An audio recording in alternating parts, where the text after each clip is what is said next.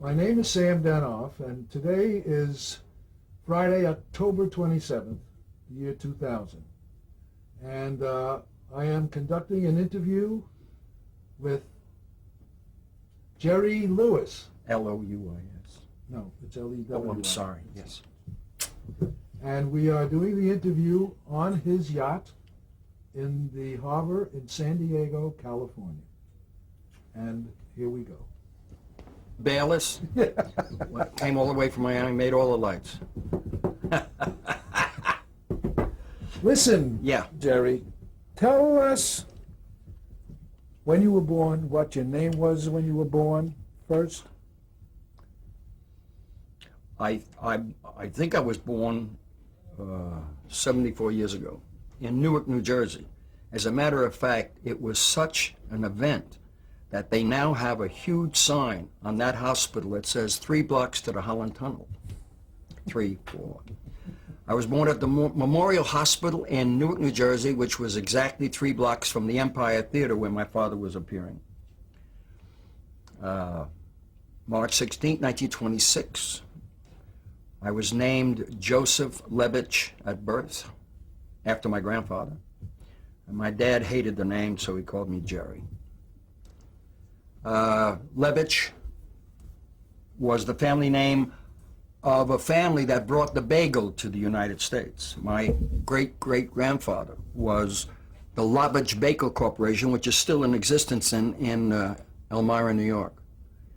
They've got 6,000 employees, and it's the largest bagel factory in the world.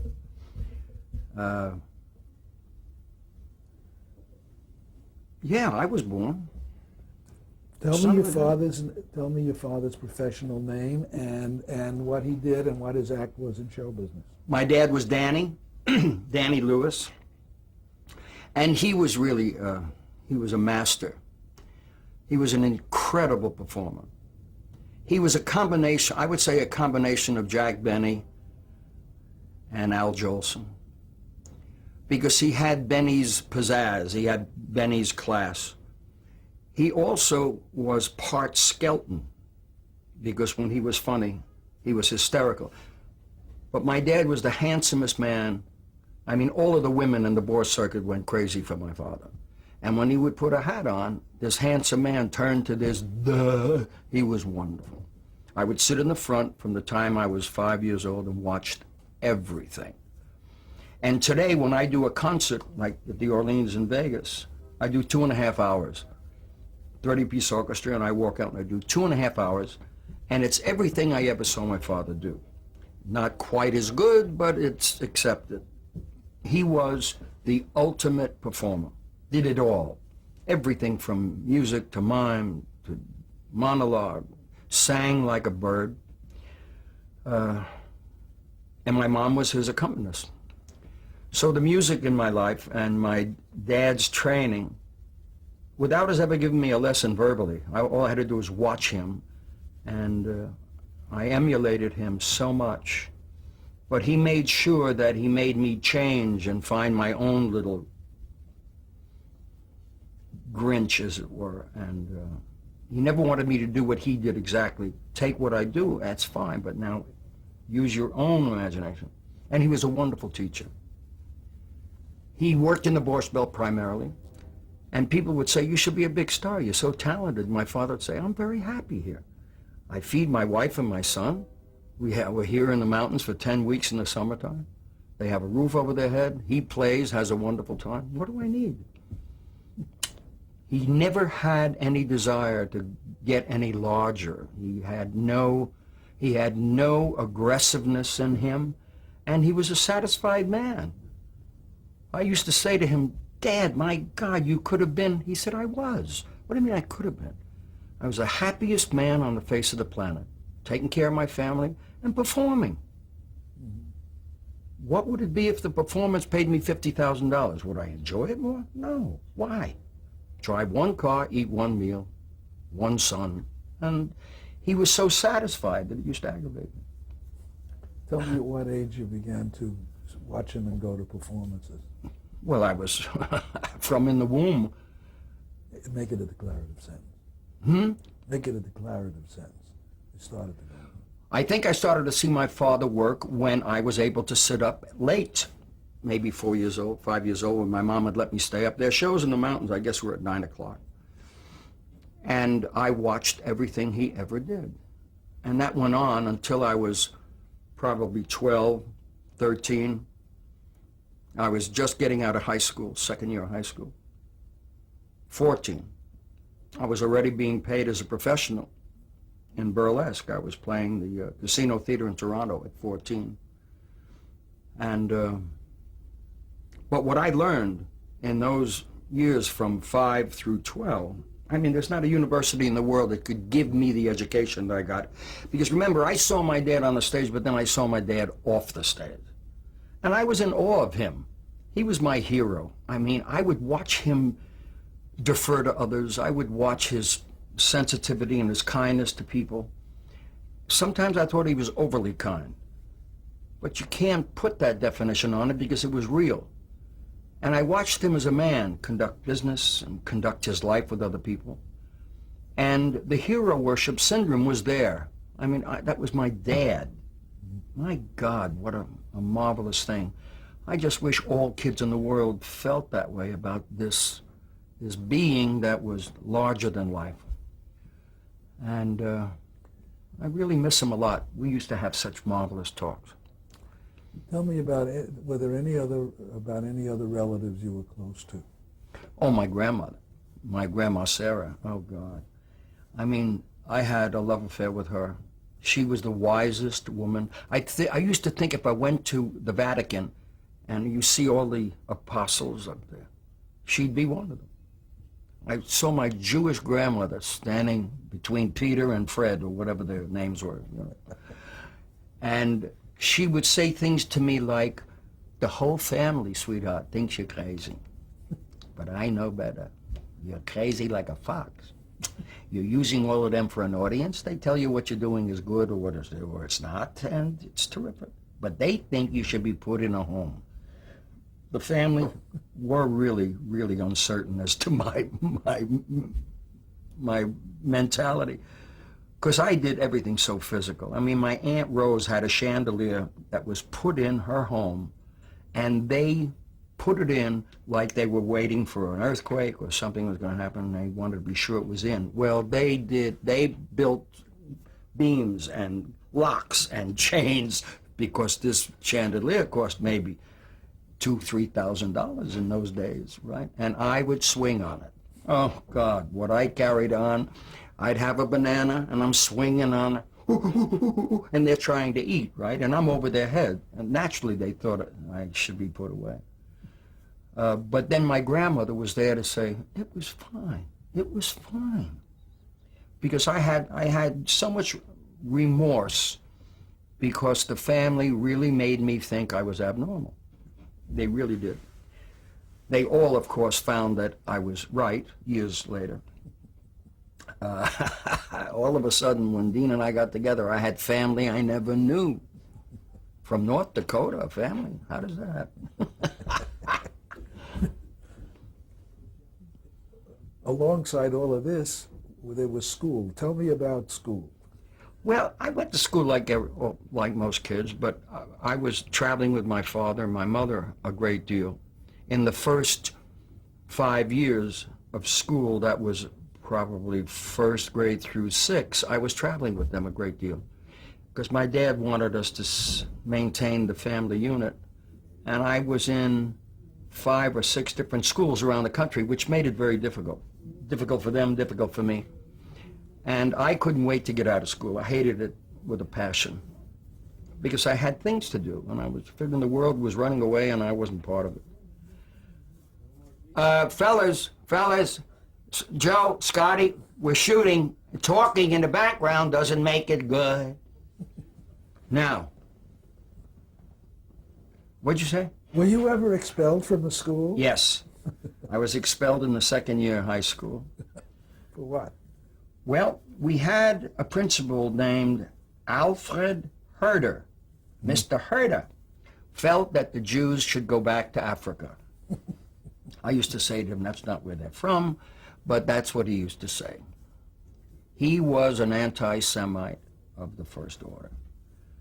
And one day he made the remark that just hit a nerve, and I hit him. Now his office was one floor above the ground floor, and he had this large, oh God, this large glass bay window, and I hit him a shot. I mean, it was better than Marciano ever did, and out he goes backwards through the glass on the floor, and I broke his jaw. And they had a victory dinner for me. All of the Jews in Irvington, New Jersey. They thought I was some kind of hero, but I wasn't at that school no more.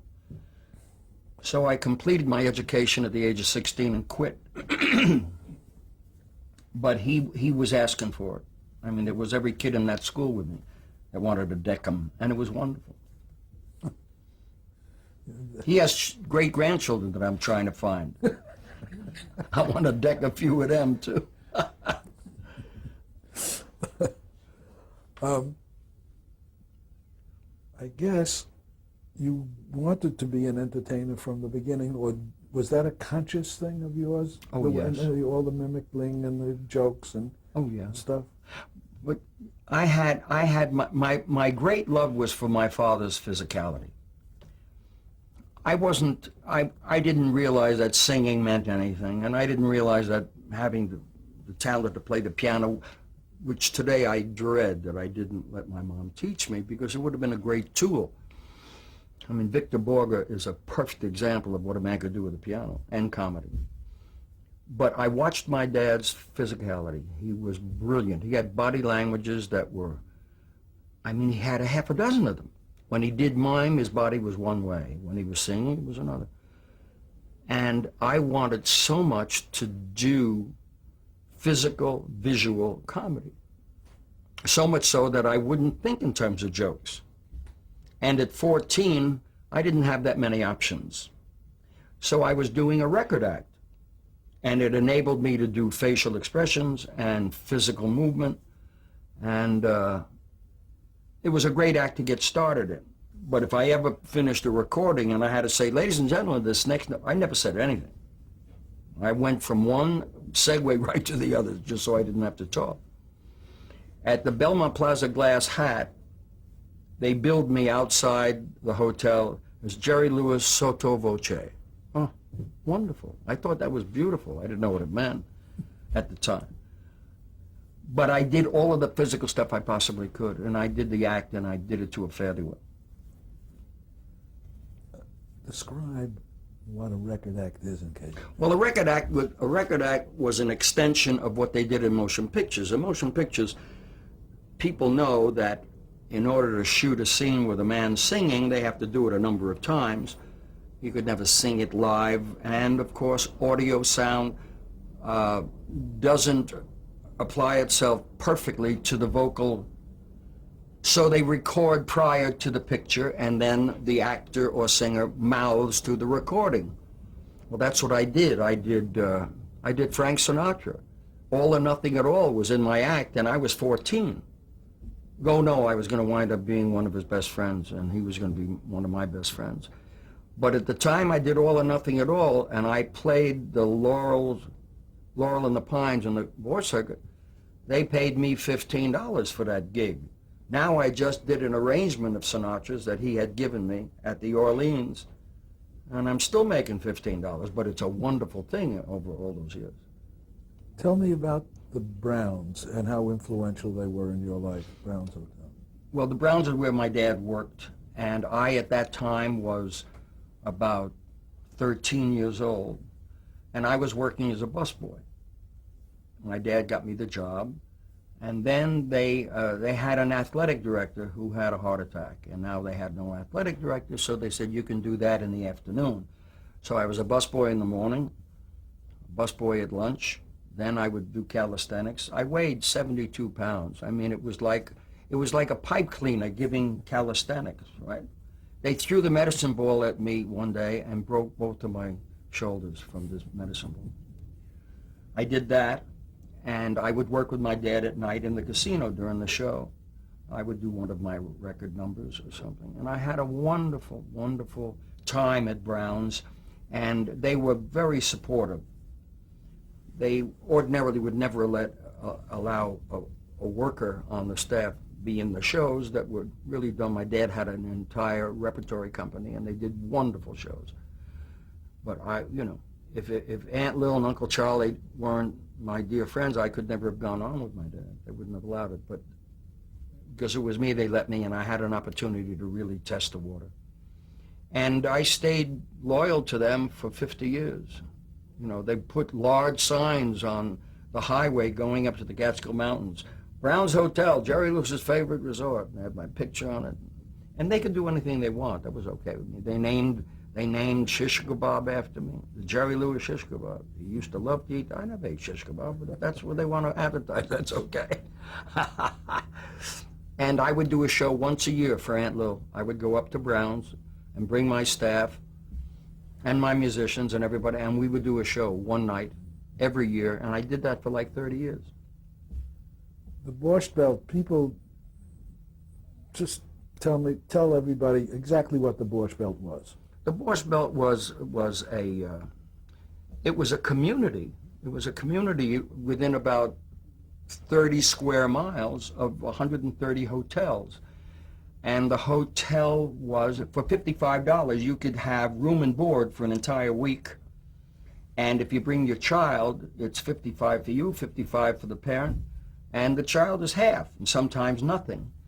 So that plain people could come up from New York and have a wonderful week's vacation for very affordable prices.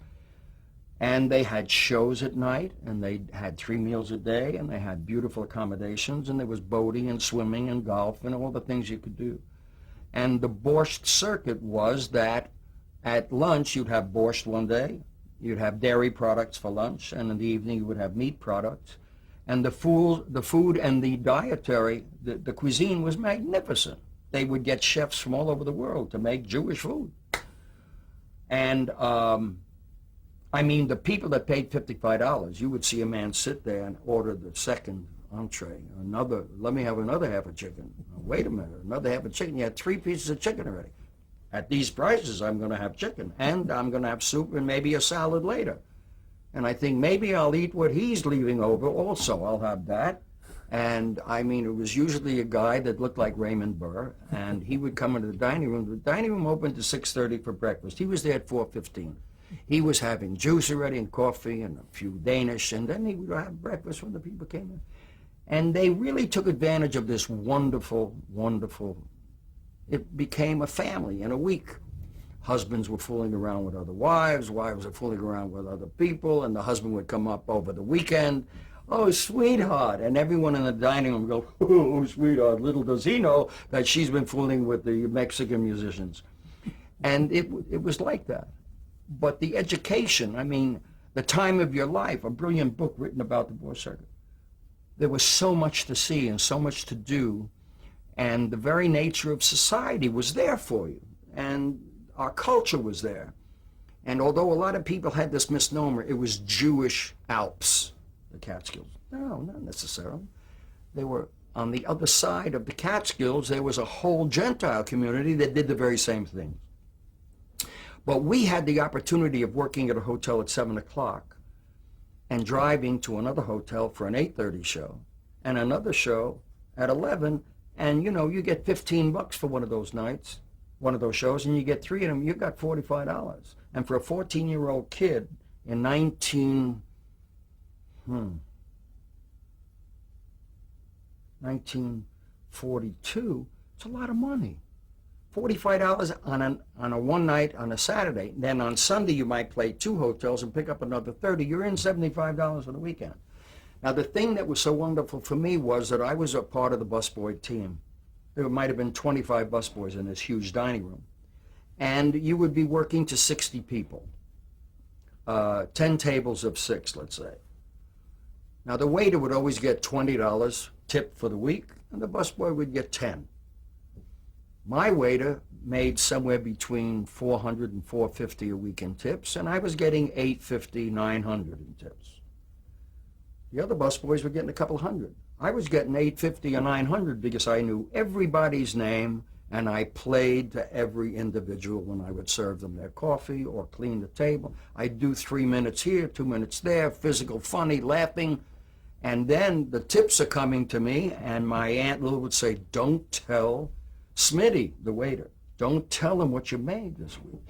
And I was putting away $900 for 10 weeks. I got $9,000 at the end of the summer. And the kids who were getting $2,000 for the summer were paying their college.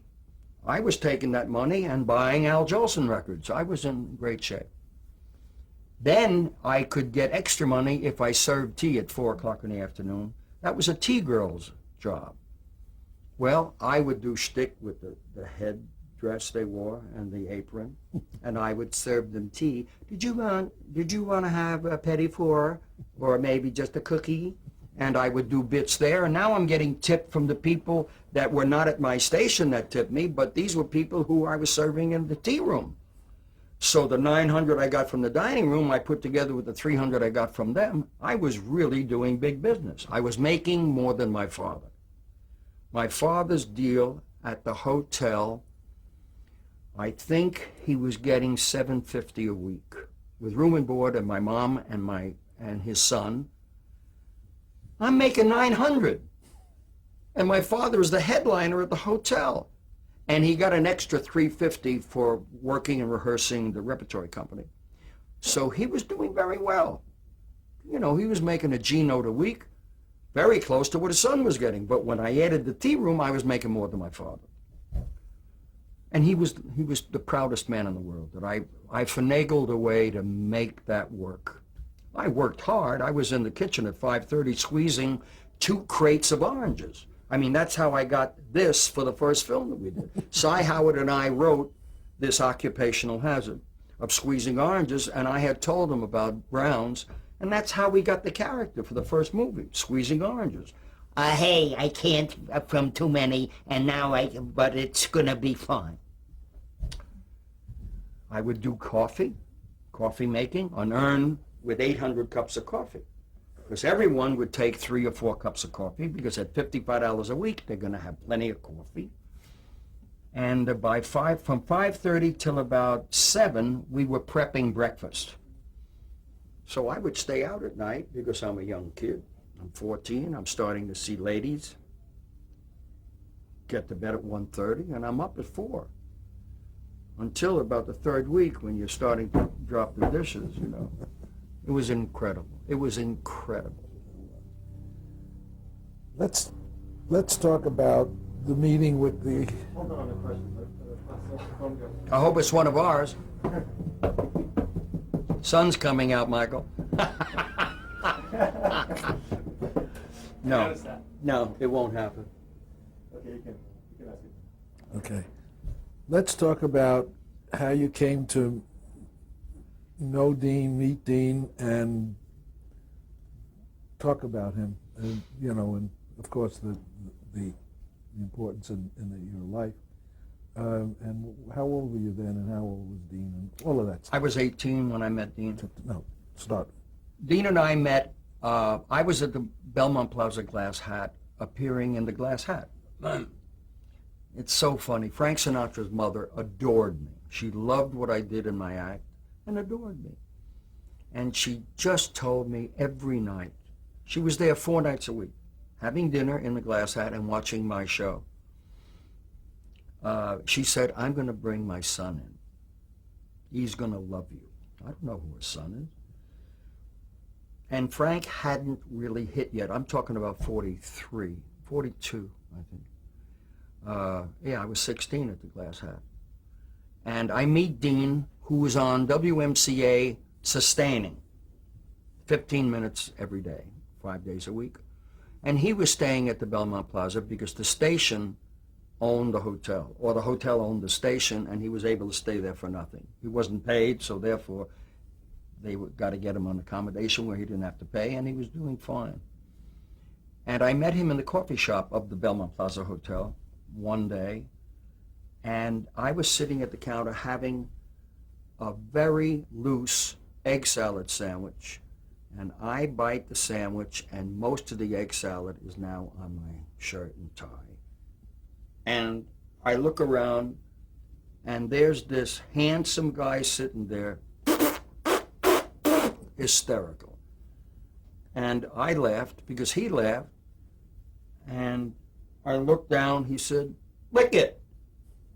So I lifted the tie. I licked it. "What else do you want?" I fixed for spit, and we met that way. And I knew the moment I looked at him that I found that big brother.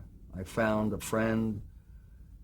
I found someone that read me, apparently. And I was in need of someone in my life. I was alone pretty much at the time. My folks were still on the road. I wasn't married yet. So for 2 years, Dean and I are running into one another because they picked up my contract at the Glass Hat. I went in for 2 weeks and stayed 66. And I was able to put my money away. And I was making a lot of money there. 150 a week, net, with a room. And I was in heaven. And we got to know one another pretty well. And we got into discussions about show business. And he was talking about having his nose fixed. And I tried to talk him out of it. I said, "You're a handsome man. You look a little like Danny Thomas, but you're a handsome man." And he really had he had a very nice beak. He could have been an eagle, okay, with this beak. And I'm trying to talk him out of it. And he says, "I know what you're getting at. You don't want me for competition because you're a good-looking kid." I said, "But you're a nice-looking man." He said, "I'm an eagle, and we'll fix it." He had the nose job done. Well, for the next 3 or 4 months, I had the most fun with him. They did what you do with the nose job. But remember, we're talking about a lot of years ago when it was still not that technically perfect. So he had a shoe to protect the surgery, which came down to the lip. Now, when you're carrying this piece of plastic that's up and you got the lip, I mean, it's funny. It's just hysterical. I said, "You're not singing with this." He said, No, I had to take 2 weeks off. Now he's eating and having to lift this to get the lip to bite. Well, when he lifted this to put a piece of tuna salad in his lip, and then when he would drop it, the chewing would make it dance. Well, there's no sitting there with a straight face. And I said, "Are you sure you know what you did? Did they leave holes for breathing?" And I went through this for 2 or 3 weeks. His nose gets better. And he goes back to sustaining. And sure enough, in that interim, Sinatra opened at what was the Rio Bamba. He got sick, and they called Dean to replace him. Well, it was a great break for Dean. And he went into the Rio Bamba, substituted for Frank. But nothing happened. He played there 4 or 5 nights or whatever it was. But what's the matter? You in trouble? We have to change tape. Okay, then I'll stop at the Rio Bamba. Okay. When Dean went into the Rio Bamba, okay. I'll remember that.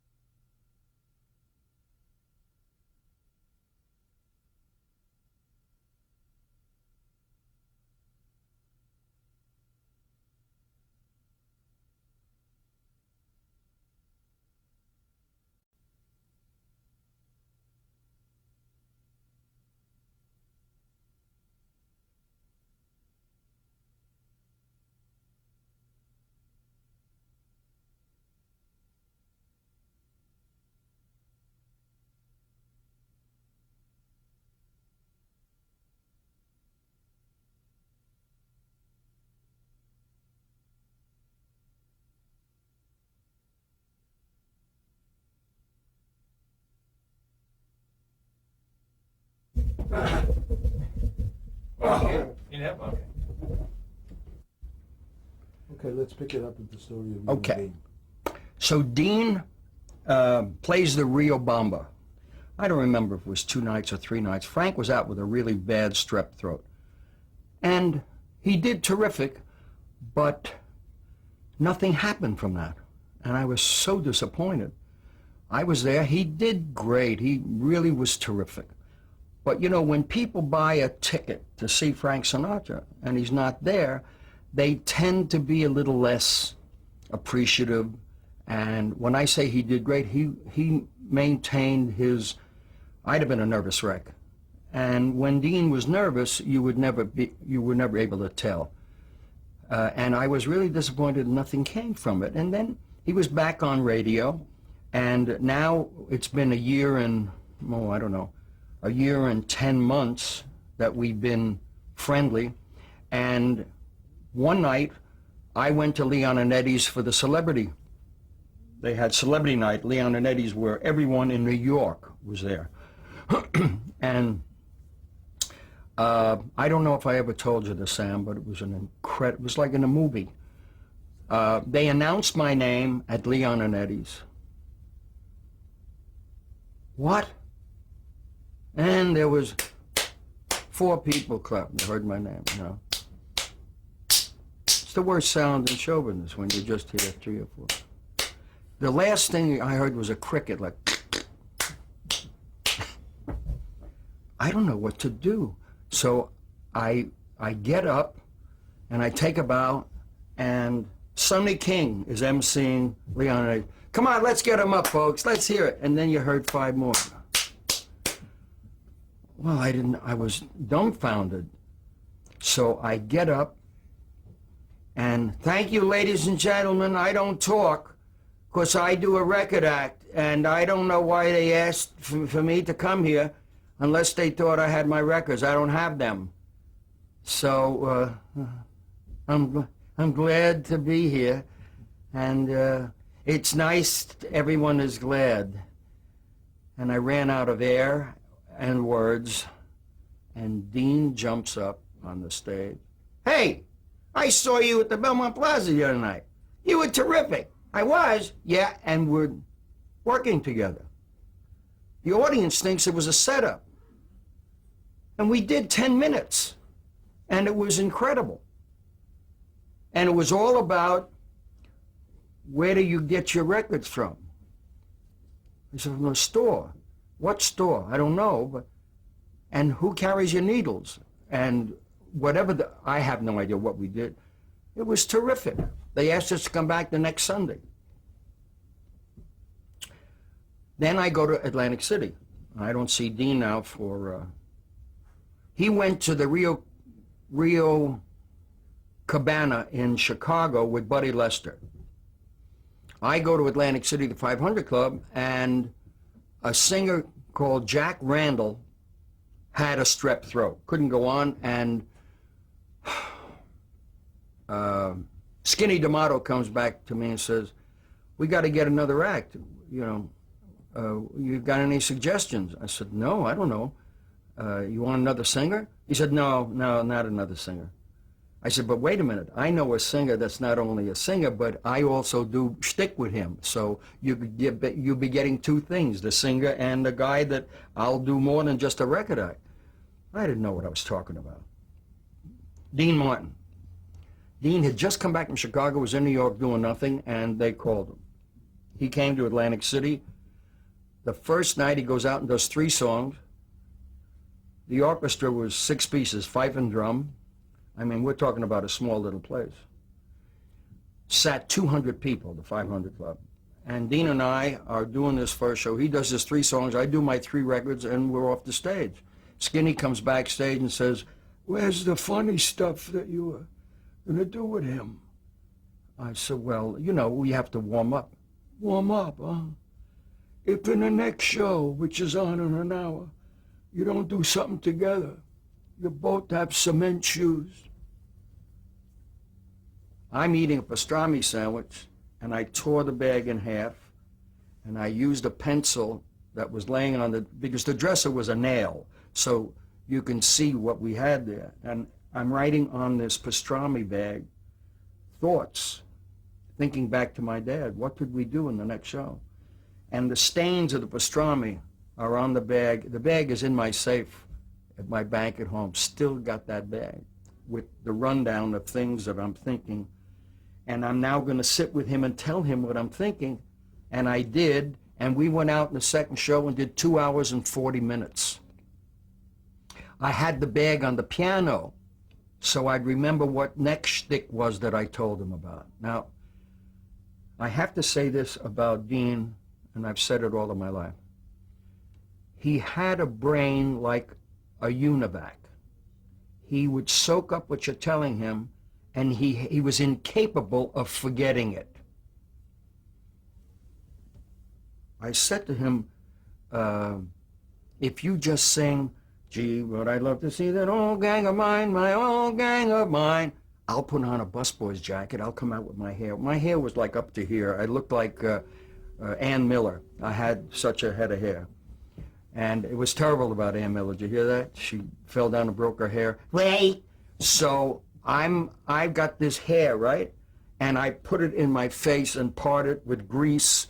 And I've got the napkin, and Dean is singing that old gang of mine, and I'm doing goodbye forever, and I start to cry. And that turned into a marvelous bit. But Dean was impeccable. His natural sense of time was like nothing I'd ever seen in my life. He almost knew where I was going when I started. He almost knew when to pull back and when to go get me. In that first night, I was feeling that, which, of course, for the next 10 years, I found I was working with this genius. Goodbye, Mama. Goodbye, Danny, my darling. I love you. My 8-year-old, I will not discuss that. And for 10 years, I watched this man do magic. His innate sense of comedy was so... Give you an example. The first week we're in Atlantic City, I know that he's marvelous, and I know that, Jesus Christ, if I can just give him the material to bring out all of that stuff, it would be sensational. We go to have a cup of coffee after a show one night, and he orders pumpkin pie. Okay, picture the pumpkin pie. Put a picture of the pumpkin pie in your head. Now, you know what you do. After the show one night, we went for a cup of coffee. After the show one night, we went for a cup of coffee. And Dean orders pumpkin pie. Now, picture the pumpkin pie, the wedge of pumpkin pie. I'm watching him. He takes the fork and cuts it like you do the edge of the pie. But he leaves the little piece there and sticks his fork in the largest part of the pie and sticks it up to his nose and is licking what's now dripping all over his face. And I thought I would have a hemorrhage from laughing. It was the most brilliant, most marvelous physical, because he put his napkin on his lap. He took the fork, and he's building and getting my attention, cuts that little piece, as most people would take in their mouth, and when he stuck the fork in the large part and moved this way, I said, I got lightning in a bottle here. And remember, my mind, I know we've got to build on what we're doing, because the lines around the 500 Club are now hundreds and hundreds and maybe thousands of people who have heard word to mouth about these two crazy kids that did 2 hours and 20 minutes the first night. And now you can't get in there. Now there's cops and there's police officers on horses. That's what happened within 7 days. I don't think we have what is commensurate with that. I think what we have is a little lightning in the bottle, but I was a stickler on getting things nailed and locked in place, because I knew from my dad that if you did that, you could break out and always come back to what you have locked in place. So I was writing every night, every single night, and then I'd have to catch him coming off the golf course, And that would be like 4 in the afternoon, and I'm sitting in my car waiting for him at the country club to drive him home and tell him this shtick I just wrote. We did it that night and did it the next show. And that night I'd write and we would put it in the next night. By the time we finished at the 500 Club, we had 7 hours of material. And all in order. But we broke away from it. And it was, I mean, he was getting 150 a week. I was getting 175 because I did comedy, so I got $25 more. In less than 6 months, we were getting 6,000 a week. In the first year, we were up to 20,000 at the Capitol Theater and 30,000 at the Copa. So it happened very, very quickly. But I had never, ever seen what looked like this quiet, laid-back man put that brain into first gear on the stage. Tell us a little bit about the Copa, which was your main place in New York to work, wasn't it? Yeah, we did 3 shows a night, 8, 12, and 2 at the Copa. When we went into the Copa, we had come right from the Capitol Theater. We opened at the Copacabana, which is, that's it. You don't go higher than the Copacabana. And we did 3 shows a night, 8, 12, and 2. And we were playing to the elite of New York. We were playing to the elite of Hollywood. We were playing, I mean, one night ringside was Orson Welles, Rita Hayworth, James Cagney, Edward G. Robinson, Loretta Young, Claudette Colbert, Humphrey Bogart. That was just the ringside. And it was that way all through our Copa engagement. Then when we went from the Copa to Slapsy Maxie's, it really was incredible. And it was not unique. We had every head of every studio at Slapsy Maxie's one night. Metro, Columbia, 20th Century, Sam Goldwyn, Daryl Zanuck, L.B. Mayer, Frank Freeman, Barney Balaban. And I chose Paramount because I was an usher there. I was loyal to Paramount. And we made our deal with Paramount. And it wasn't the best deal. 20th would have been better. But it happened so fast. And Dean was, the only time I ever saw him shook was when he signed his name to the Slapsies contract. To see that money and that we were together 9 months. He got unglued then. Slapsies was, tell us where that was. Slapsy Maxie's was the premier nightclub in Hollywood, with the exception of Ciro's, Macombo. They were fine, but Slapsy's was a room that sat 1,800 people. And everyone in Hollywood was there every night. They were getting phone calls with offering to the head waiter, 200, 300 for a table. And it was not strange to see one table ringside with the Warner Brothers cast. The whole studio, Betty Davis and Humphrey Bogart and James Cagney, the Warner people, Dennis Morgan, Joan Leslie, they called up and Warner's bought a table and put all their stars there because the photographs and the news cameras and the things that were going on was important to studios to have them seen with Martin and Lewis, for Christ's sakes, who nobody knew 3 months before. So it was an incredible,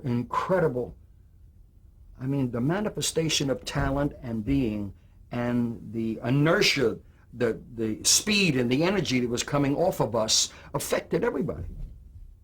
So we played Slapsies for 4 weeks, and they wanted us to stay and do as long as we wanted. Well, we couldn't. We had to go back and play the Paramount. And we made a movie already. And I can't even keep track of what we did. But I'll tell you this, the most stunning, after 6 years, I'll jump ahead because I always jump ahead. After 6 years, Dean and I paid MCA $15 million in commission. Now, remember, MCA only got 10%. In 6 years, we paid them $15 million in commission. Let's go back a second. Go back. Tell us about you guys in this beginning time, and tell us what year that you did a radio show. Yes, we did a radio show for Chesterfield. Our radio show was fun. Dean didn't take it seriously, and Dean didn't realize that the people from Chesterfield had no sense of humor. They would sit up in the client's booth, which we didn't understand what that was because we were novices. You know, this is 1950. We'd only been together. No, I'm sorry. It was 1949. We'd only been together 3 years.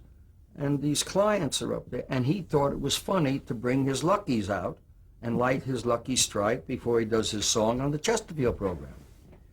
Well, the Chesterfield people went to Tom Sonoff and said, we can't have this. And Tom said, there's 400 people in the studio. What are you talking about? Let him have fun. No. Let him put his Luckies in a Chesterfield pack, which we had to do in order to keep the radio show.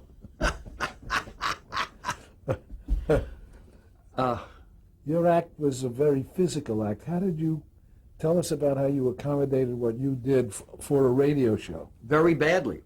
I thought it was terrible. Say, because we were so physical, and because it was the handsome man and the monkey, that should tell you right away. A handsome man and a monkey, that's very visual, very physical. But they wanted Martin and Lewis on the air because we were so hot at that time.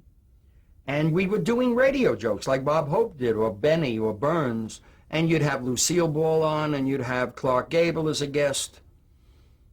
And I will never forget the beginning. The first show, ladies and gentlemen from Hollywood, it's the Martin and Lewis Chesterfield program, featuring Charlie Chaplin, Gloria Swanson, Clark Gable. The third week, ladies and gentlemen, we got Billy Barty as our guest. It went downhill, guests went downhill right away. You start with the big hullabaloo, and then all of a sudden we're introducing people we never heard of. So we really didn't have a good time doing the radio because we were having to do nothing but read material from a page. So we weren't thrilled with that. let's go now to television. Okay. What was the first time you saw television? Was it the World's Fair or the first time? The first time I saw television? No, that's way, way back. 1942. I did the first color telecast, I repeat.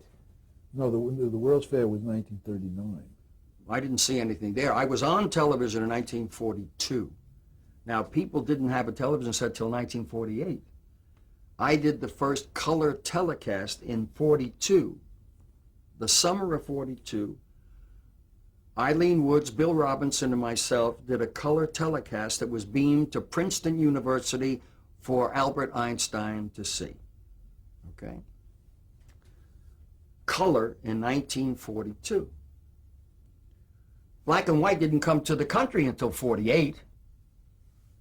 But technically, Russia had it in 26. England had television in 25, all on the drafting table. But this color telecast was incredible.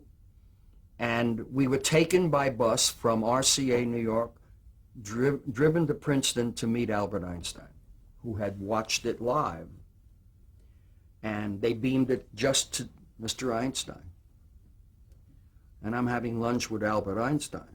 I said, I want to ask you a couple of questions. One, is clothing important to breathe, or would you have a sense of respiratory problems if you licked covert? I didn't know what I was saying. And he's thinking about what I'm saying. Oh. I said, just work with the atom. Do yourself a favor. And it was incredible. I got these photographs of me sitting with Albert Einstein. Oh, boy. Incredible. Ed Sullivan. We did his first show, 1950. Ooh. Ed Sullivan. We did the Ed Sullivan Show in 1950. His first program. Rodgers and Hammerstein were on it. Dean and I were on it. I can't remember everyone else. But it was his first show. And he was as dull then as he was in his 400th show. But it was an audience, boy. We must have played to 4 or 5 million people that day. You also worked, tell us about working for Milton on the Texaco Star Theater. Oh, God. We guested with Burl on the Texaco Star Theater in 1950, and it was physical. It was incredible, and it was live, you know, and everything was quick changes. Dean and I laughed throughout that half hour. We laughed, making changes, being late. I got his boots on. He's wearing my slippers. Wrong. And I mean, we're coming on half dressed. What, Merman was on that show? Was Merman on that show? With Dean and I, no. No? No. No. What bits did you do on the Texaco? We did the tailor. We did the tailor where Milton comes in, he wants a suit, but he's got to have it tomorrow. Well, we can't make clothes that fast. So Dean sits me down at the sewing machine to start. Take a measurement. Well, we'll measure this and that. And it was just physical, and it was crazy. And Burl had really insane things happening in a live broadcast because they never contemplated what it meant to make changes. And he was always battling that problem. But we had the best time. I mean, we had the best time working with Burl. That's great. Tell us about your own regular television show, the Colgate Comedy Hour. How did that come about? Tell us about how it came about. Pat Weaver was the head of NBC programming, and Pat Weaver had a great idea. He talked to us about doing a weekly show, and I turned it down. I said, no, we're going to get burned out with a weekly show. I won't do that. Well, the interesting thing is that he got the same response from Abbott and Costello and Eddie Cantor. So his idea was, I'll tell you what, here's what we'll do. We'll put you on every 6 weeks. You'll do 8 shows in the season, and you'll do it with Abbott and Costello, Eddie Cantor, Donald O'Connor, Ed Wynn, and that's how the Colgate Comedy Hour started. And I accepted that because, and I had told Dean said, you know, they're talking about 39 weeks. I said, yeah, they're talking about disaster. You don't want to do that. And he respected what my opinion was relative to not burning out.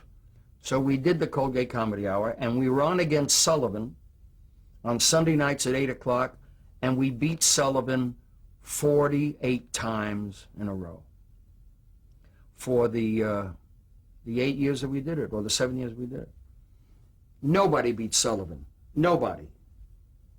Any of the specials that NBC threw at Sullivan, they didn't beat him. Dean and I beat him by 12 points, 13 points, 14 points. Where did you do that show? The Sullivan Show? No. Or the Colgate Comedy Hour was done from the El Capitan Theater in Hollywood.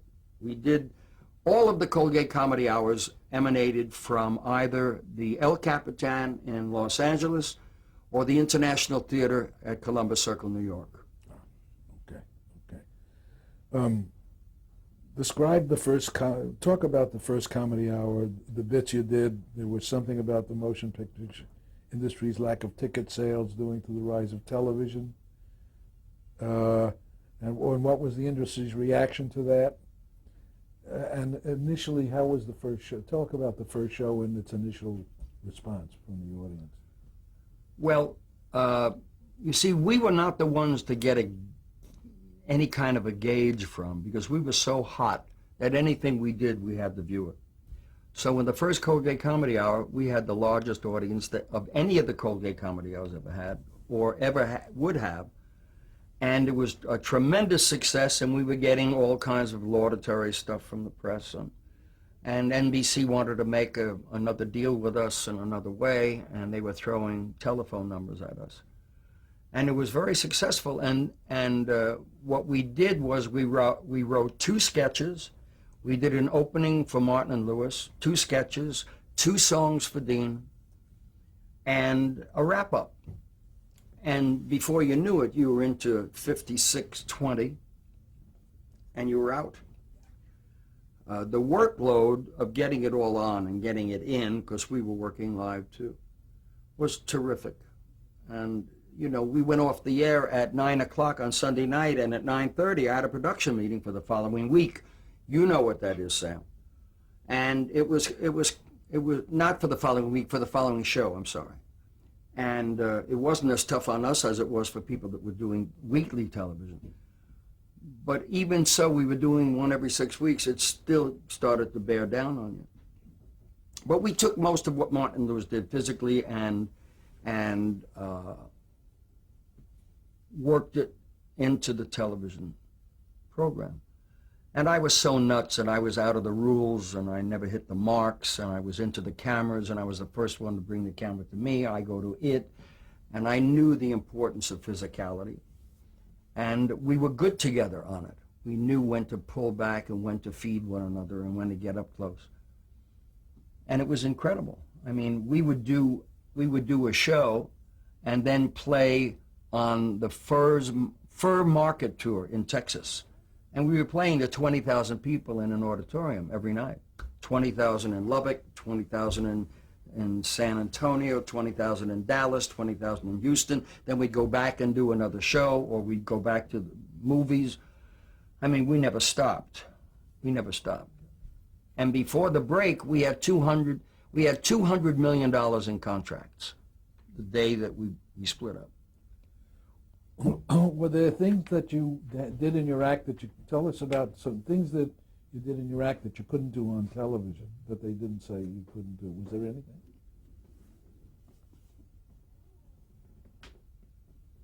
No, because Dean and I never worked blue. We never worked dirty. Everything we did in our act, we could do on television. We extended it, of course, and gave it dimension, because we would do little picayune things, you know, in the act of Martin and Lewis. 90 minutes or 100 minutes on a nightclub stage. We could take all of that and condense it into a sketch and take that piece and put it in here. But there was never any verbotens for us. That show was a big beginning for you guys, certainly in television, and some of the people who worked on that show also went on to very huge careers, didn't they? Oh, God. Tell us about the staff and the people who worked on that show. Well, I'll start with my assistant director, who was Arthur Penn, who became one of the great motion picture directors in the world. I worked with Bud Yorkin and Norman Lear, and we had Harry Crane and Artie Phillips and Mel Tolkien and Danny Arnold. Ed Simmons, yes. Yeah, Ed Simmons and Norman Lear were a team then. And they all went on to do wonderful work. We had a marvelous staff of people. Didn't Bob Finkel produce it? Bob Finkel produced some of the shows, yeah. I'm trying to remember. Huh? 1 minute. I can kill that in an hour. 2, 3, 4. Bumpy, bumpy, deedle-dum, bumpy. Okay.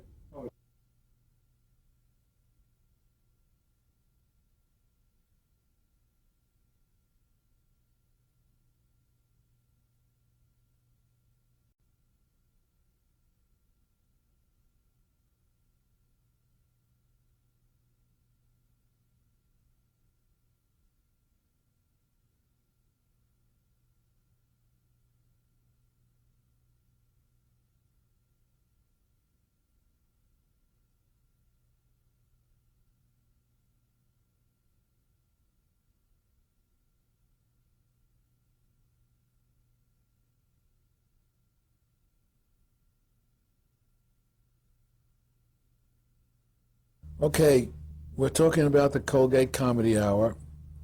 There were a lot of great routines you did on it, and I know that a couple of them came to be ideas that ended up as films, like The Caddy. Did that originate, that idea on the Colgate Comedy Hour? No, no. It didn't? Uh-uh. So that's wrong, so I made a mistake. Yeah, that's wrong. Okay. Danny Arnold and I conceived The Caddy. And it had nothing to do with what we did on the Colgate Comedy. I'm sorry about that, Sam. Okay. What? Who were some of the really great guest stars you had on that show? You know, I know there was Benny and Burt Lancaster, Durante. Your folks. Did they talk about that? We had marvelous guest stars when guest stars were important to television. We had Ethel Merman, and of course nobody could hear for a week. Good morning, honey, you're a stranger that can't... Oh, Jesus. You know, she was married to Ernie Borgnine for 35 minutes because they had the wedding, they had a few drinks, and in the morning, she leans over to Borgnine and says, "Funny, you're a..." He said, "I'm out of here," and it was over. The marriage was over.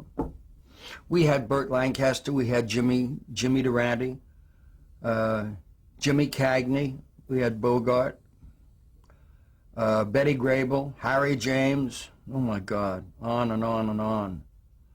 Ann Rutherford, Rhonda Fleming, Steve Forrest, Steve Allen, Steve Reed, Steve Ruckus, Steve Berman, and the Berman brothers. We had some great people. Mommy and Daddy? My mom and dad? My dad was on with me. My mom couldn't get on. I said, "We don't need a conductor. I got a conductor. I don't need a piano player. I got a piano player." So my dad was on the show. As a matter of fact, the routine that I ran on the Telethon this year was my father, my son, and myself. We did Sonny Boy, but that was from a special that I did for Oldsmobile. They weren't thrilled with me either because I was driving a Rolls Royce. Did you have much problems in those days with the sponsor or the network telling you creatively what to do? And who had creative control of the show? We had creative control as long as we didn't get to force majeure. As long as we didn't get into areas that were really, really sensitive. And I didn't want to do that. And I would nip it in the bud before it ever got to the network. Standards and practices and all of the people watching what's going out on television at that time, it was very tenuous. It was very, very... First of all, you can't, humor and seriousness don't get together very well for television. They were happy about everything we did unless we got into a political thing or something that was a little blue, and we didn't do that. So we didn't really have many problems with them. Ah, another Jap is coming back. Hold it for a second.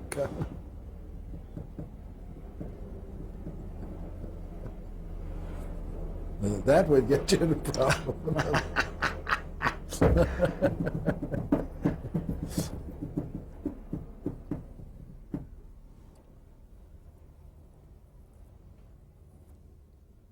Did you ever do live commercials on the Colgate Commodore for Colgate Yes. product?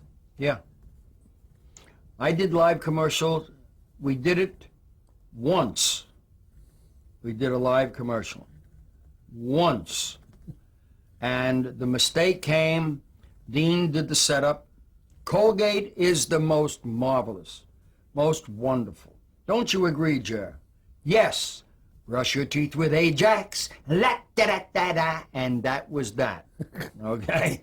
We got calls in the morning. We will not be doing live commercials anymore. We can't trust that crazy bastard, and that was that.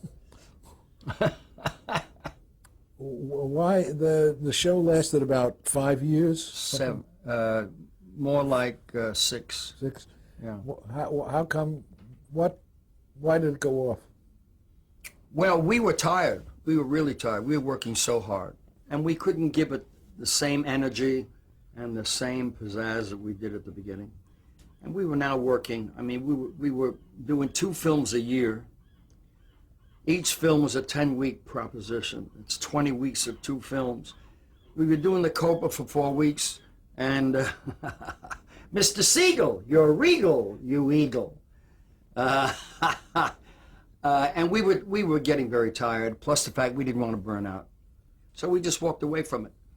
And it's interesting because Ed Wynn was getting very tired of it, and so was Cantor. I'm talking here, ducks. Oh, you know why they're here? There's food out there. Oh. 1946 to 1956. July 25th, 1946 to July 25th, 1956, to the day. An extraordinary, which was what? Which was Martin and Lewis's beginning and demise. Same day. The beginning in 46, Yeah. you talked about this extraordinary, in a period of months, you guys were making extraordinary money, and you were a kid, barely 20 years old, and you had this fame that was unmatchable. How did that have talk about its effects on you, your family? Well, I was basically so involved in the creative process that I had no time to really recognize what was happening.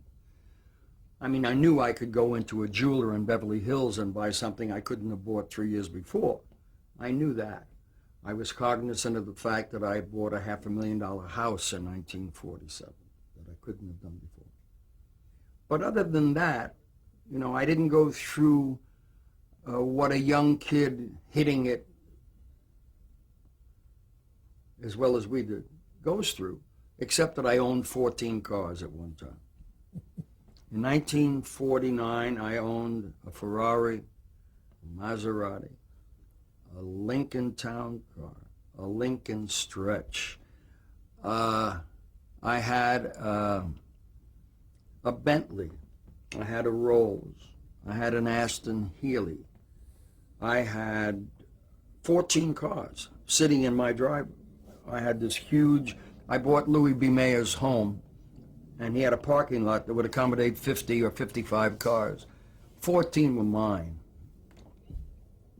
I don't understand why I did that. It was such fun. I drove one each day, and I was uncomfortable. What do I drive tomorrow? Nah. So I got rid of them all, and I just kept 7.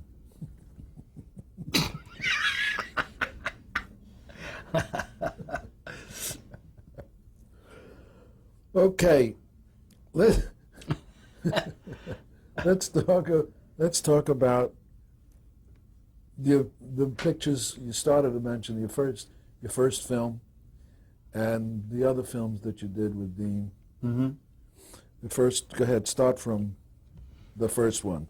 Well, the first deal we made was with Paramount. Hal Wallace was an independent producer that came over from Warner's, joined Paramount, and he's the one that cut the deal with Dean and I.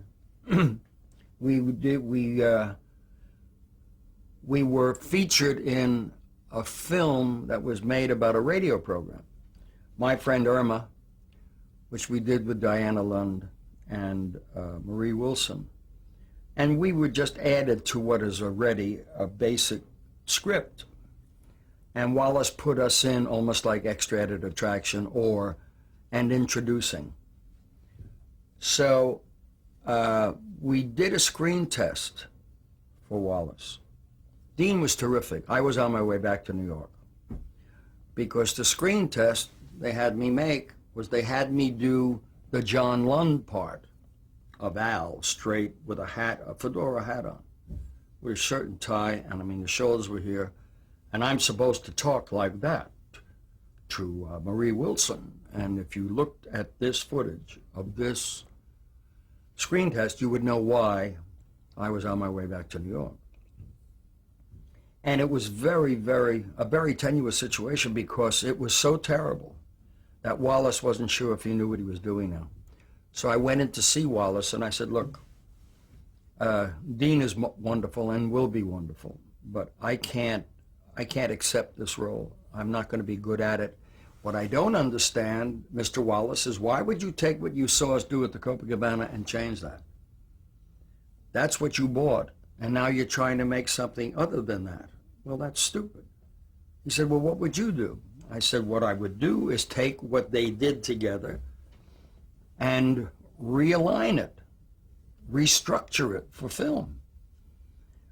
Oh, well, how do you do that? I said, well, let me meet the writer of the script. So he introduced me to Cy Howard. Cy Howard and I went to my house. I'm sorry, not my house.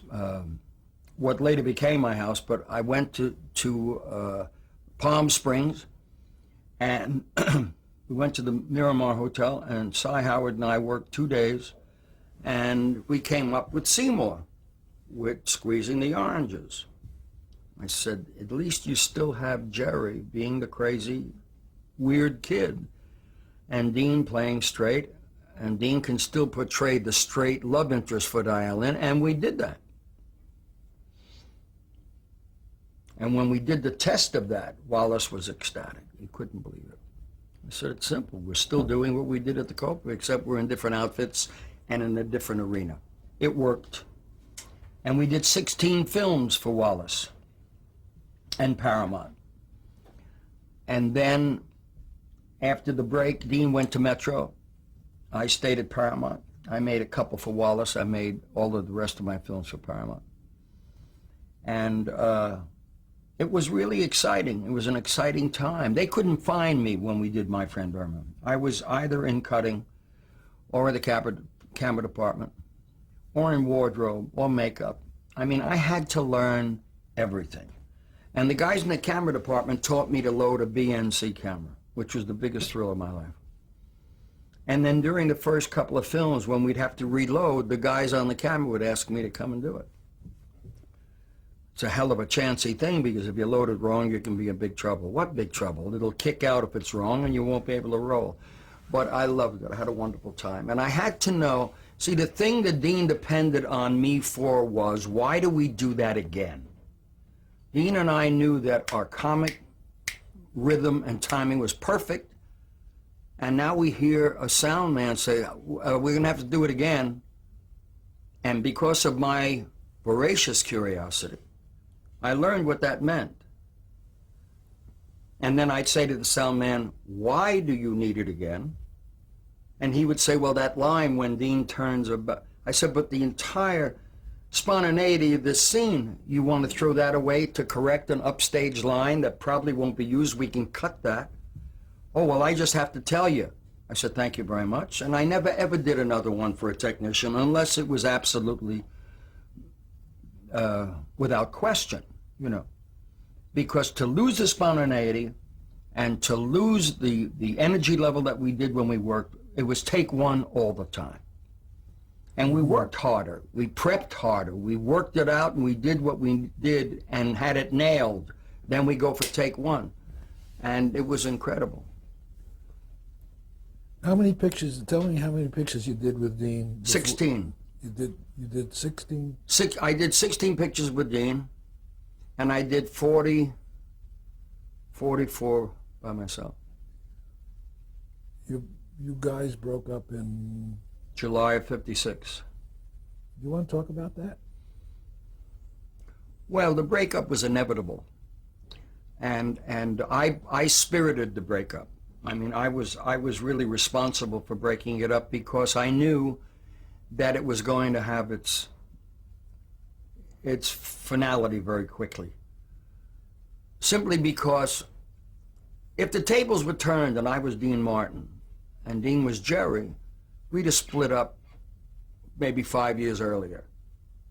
See, Dean was an incredibly patient man and incredibly understanding, in that we opened at the Copa and they wrote a full-page review about Jerry Lewis.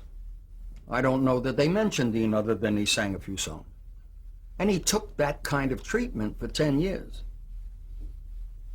Jerry this, Jerry's the guy, Jerry's this, the silly kid, Jerry's the businessman, Jerry operates he writes, produces, whatever, and it was always Jerry. I couldn't have taken that. Wait a minute, I'm here too. The most underestimated great talent in the history of show business was Dean. He took it for 10 years, and then finally he just wanted to get out on his own and do his work and be acknowledged for that work. To forget that he sang and mention only the crazy stuff they did together, that's terrible. And it was unfair. And I said, this is going to explode before too long. And I went to Dean and I said, look, we're not getting along now only because there's some undercurrent here where you would like to just step out and be acknowledged as an individual performer with talent, and you are. And I want to do some other things too. Let's just wrap it up. And I got the perfect time. We go into the Copa, we close on the 25th of July. Let's make it 10 years to the day, and we did. We had $250 million in contracts the day that I approached Dean about, let's just stop it. You know, it was the best thing we did for both of us. I'm getting a GI loan Monday. When was the first time? Was the first time you ever appeared together? After that was when you both were on the Eddie Fisher show. I was a guest on Eddie Fisher's show, and Dean walked in. Yeah, he was across the hall doing his show, and it was just a quick little shtick, nothing of any consequence, on the Eddie Fisher show. Let's see. Also, during this time, you did a whole bunch of television specials. Mm-hmm. Well, the first special was 1957. The Wacky World of Jerry. And was?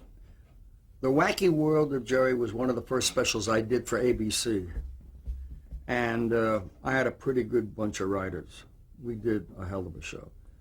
I had Mel Tolkien, I had Mel Brooks, I had Doc Simon, I had Danny Simon, Phillips and Crane, and myself.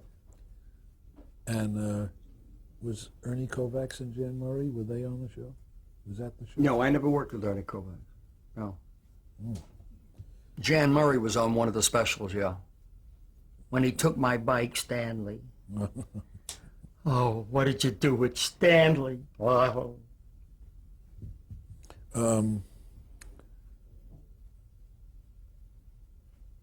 You did a brief. You did a special broadcast to a little boy. Little boy blue. Talk about that. A little boy in Framingham, Massachusetts, wrote me a letter, and it completely broke my heart. I learned from talking to the doctor the night I got the letter that he was terminal, and he was suffering with leukemia for some time, and that he was coming to the conclusion of that disease and his life. And I called to talk to him, and he just broke my heart. A beautiful kid that had some kind of a dialysis going where he couldn't be moved. So I had a television crew go into the hospital, set up television monitors in his room, and we did a closed circuit, huge show for Little Boy Blue. He was the only one to see this show, and I had Eddie Cantor, and I had Bobby Darin, and I had Jerry Vale, and Stephen Eady, and the Les Brown Band, and I performed, and I mean, we did a 2-hour show beamed at one child. What year was that? 1957 or 58, something like that. You always had a hands-on approach to all the specials you did, didn't you? Oh yeah, very much so. I'm responsible for the death and for the life of them.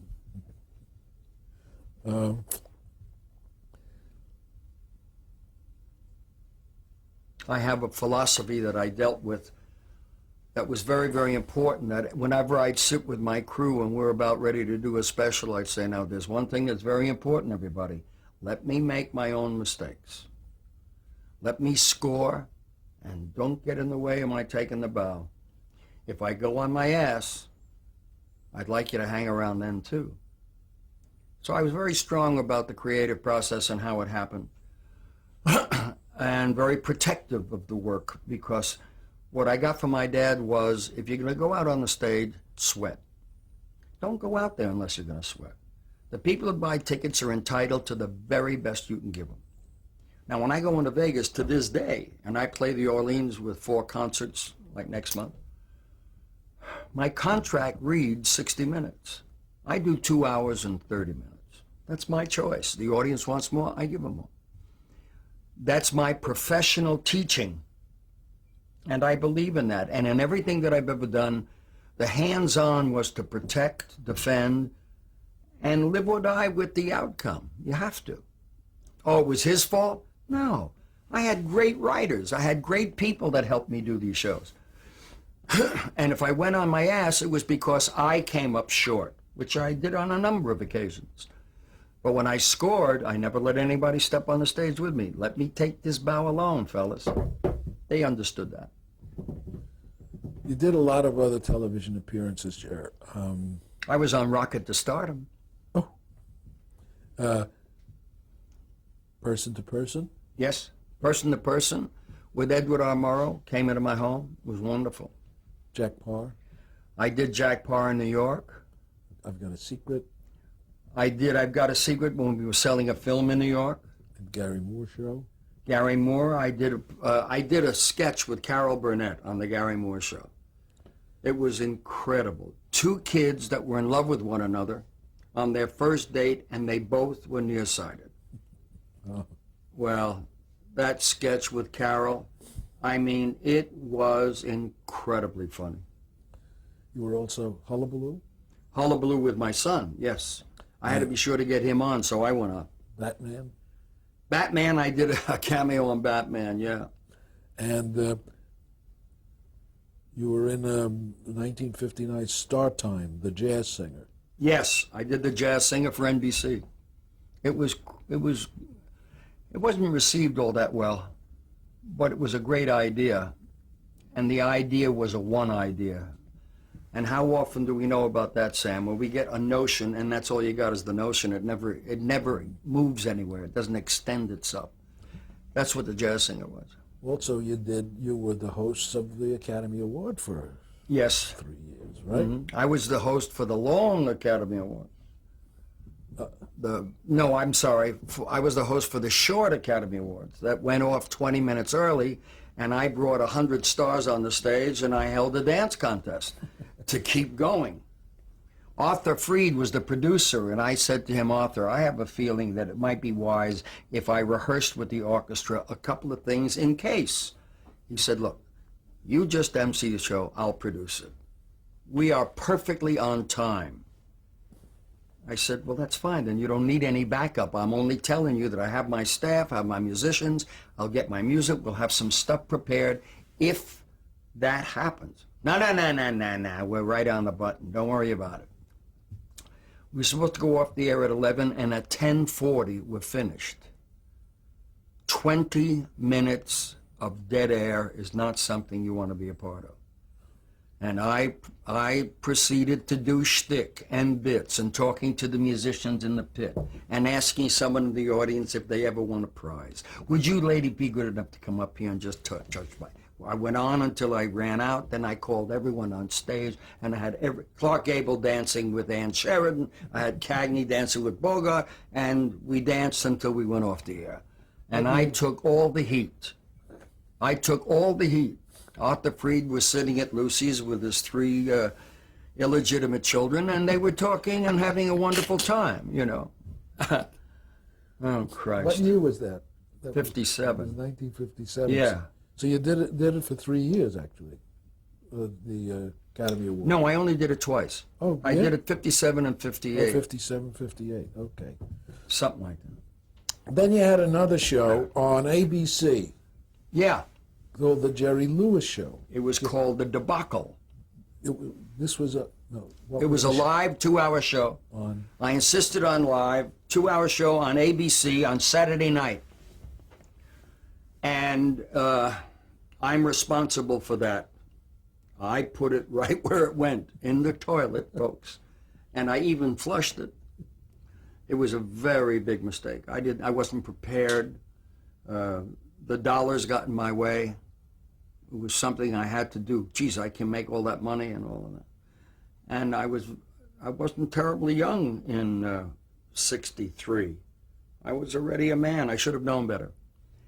But we went for 13 weeks, and my contract was 5 years for $40 million, and ABC paid me, and had to pay me. At the conclusion of the 13th week, I got $40 million. And it's in Guinness's Book of Records. The most money earned by a performer in the shortest amount of time. I got it on me in case you're interested. Yes. No. No? Okay. I never lend people money or my comb. Okay. Let's go back to the 50s, kid. Okay. And when you and Dean were doing together, you hosted telethons. Right. Let's go back to your first experience on it and how the MDA situation began. Well, I went to Dean in 1948, and I said to him that I have a vision about something. It's personal. The vision came out of this personal kind of a trauma that I experienced within that year that I never talked to Dean about, but then it got to the point where I had to do something, and I asked him to help me, and he was very helpful. We did a telethon for 2 hours with the mail carriers in 1949. Then we went to Carnegie Hall in 1950, and he did the 6-hour telethon with me there. And then from 1950, did I say? Were these all for MDA, or was it for different charities? No, we did MDA from 50 to 52, and then there was a hiatus. I didn't do another one till after we split up. But he was very helpful, and he understood it was something I had to do, and he was very supportive. Did you do any telethons for other Yeah, charities? I did a telethon with Milton Berle for the Heart Association in 1947 out of New York, Studio 6B. Yeah. Marty Tannenbaum was involved in that particular show, who later went on to be a transvestite in Madrid.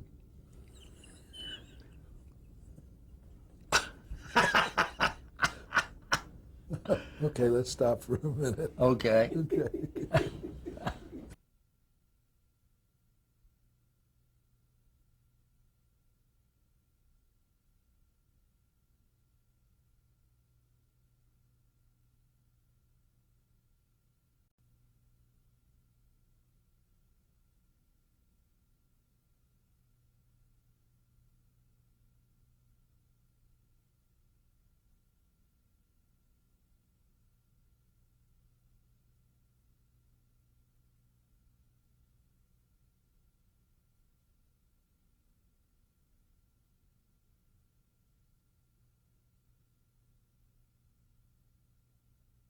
Ready.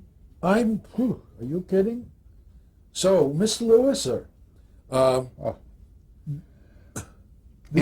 1950, Dean and I did the first telethon out of WNEW New York. That was the flagship.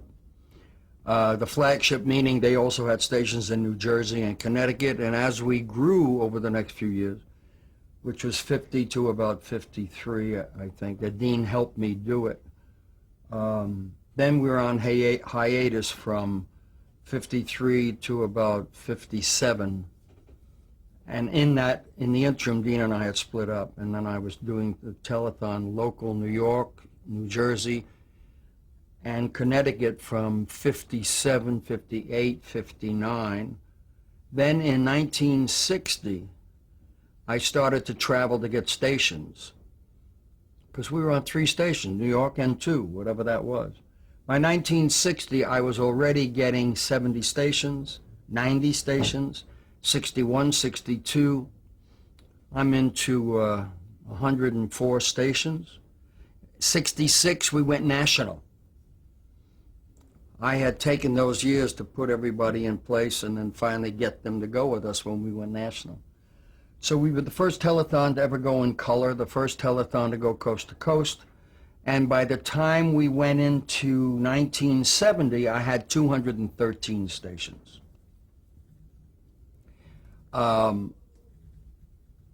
We moved the telethon in 1973 to Las Vegas for the first time. And this last year was my 50th year. It's hard to believe that I've been doing it for 50 years. But the thing that is so magnificent is that the television medium helped me generate $1.7 billion in these last 38 years, because 12 years I didn't raise $200,000. The Telethon is noted for the appearances of all the greats. Everyone and anyone that's ever been in show business has been on the Telethon. And it's Labor Day. Labor Day has, remember, Labor Day, which now is a positive faction, was thrown to us. Here, take Labor Day. When we had Theater Authority and we had the FCC and we had everyone involved in what are they going to do and how, and I had to get permission from the government so that I wasn't raising money that was going against whatever their INF. I mean, you know, I had a 50-week-a-year workload getting everything straightened out. They threw us a bone with Labor Day, which then became such a force that everyone wanted Labor Day, including the NFL, and including the tennis championships, and including everything else, and we're locked in Labor Day. So it became a wonderful, wonderful, perfect time. It was a perfect time. Hey, this last year I raised $54.5 million from pledges, from phone calls, and then another $60 million from our national sponsors. So to do $115 million on a Sunday is not bad, except that it takes a long time to get that on. And God willing, again, because of television, we're going to find the cure. We're into DNA now. We're into genetic engineering, which is certain to give us information. And now I'm being told by the clinicians and the researchers and the lab people, you're going to see the cure in your lifetime. I mean, it's incredible. Tell us about Tom Shale's description. Oh, yeah. Tom Shale, who didn't think too much of a lot of television, wrote a wonderful piece about our show 2 years ago and said it's the best vaudeville show in television. Tom Shales, I wrote him such a love letter. I said, Dear Tom, I always thought you were a retard, but when you wrote what you wrote, you are really smart. And thanked him, and he laughed. What about think about, can you, about some of the very special moments in all the years? I know that's not easy. Special moments that are highlighted in your life of appearances and things that happened on that great show. Well, Jack Benny came on and destroyed the audience he walked on, I had introduced him, and he walked on and he looked right in the camera and he thought for a minute. He looked in the camera again, he looked around, and he said, I don't guarantee that I'm going to make a pledge. And we were destroyed. Everybody was hysterical. And he leaned on that for about another minute of just staring. I'll never forget what that man did with one thought. Cheapest man in the world is not going to make a pledge. You know? The Ritz Brothers came on and did the act that they did in vaudeville 40 years before. And it was spectacular. Robert Goulet came on drunk. And I had the best 20 minutes of television with Goulet. He was my foil. I never let him up. Well, you saw that spot, Sam. It was hysterical. I had the 120 Russian Bolshoi ballet, 120 coming right at the center camera, one at a time. And about after 103, I was in it. And I did my thing, and it was hysterical. I mean, it's so difficult to remember. Well, I'll tell you one thing that I could never ever forget. Mary Passalacqua. Mary Passalacqua was a victim of neuromuscular disease, and I went to the hospital to see her in San Francisco, hoping that she would be better. And she was skeleton-like. She was dying so badly, and we funded a thing called plasmapheresis, which flushes the bad blood out and puts new blood in. And she had been given the last rites when I arrived there. When I arrived there, she was the epitome of what hero worship is, because she saw me and she practically came alive. And then I left, I said goodbye, I never thought I'd see her again, and then I get a letter from her 2 months later, thanks so much for visiting me, it made the difference, I'm doing well, I'm fine, and P.S., my dream is to one day dance with you. I read the letter on television in front of 80 million people, and then I pointed to the curtain, and there she came. She walked out, and she and I danced dead center of that stage.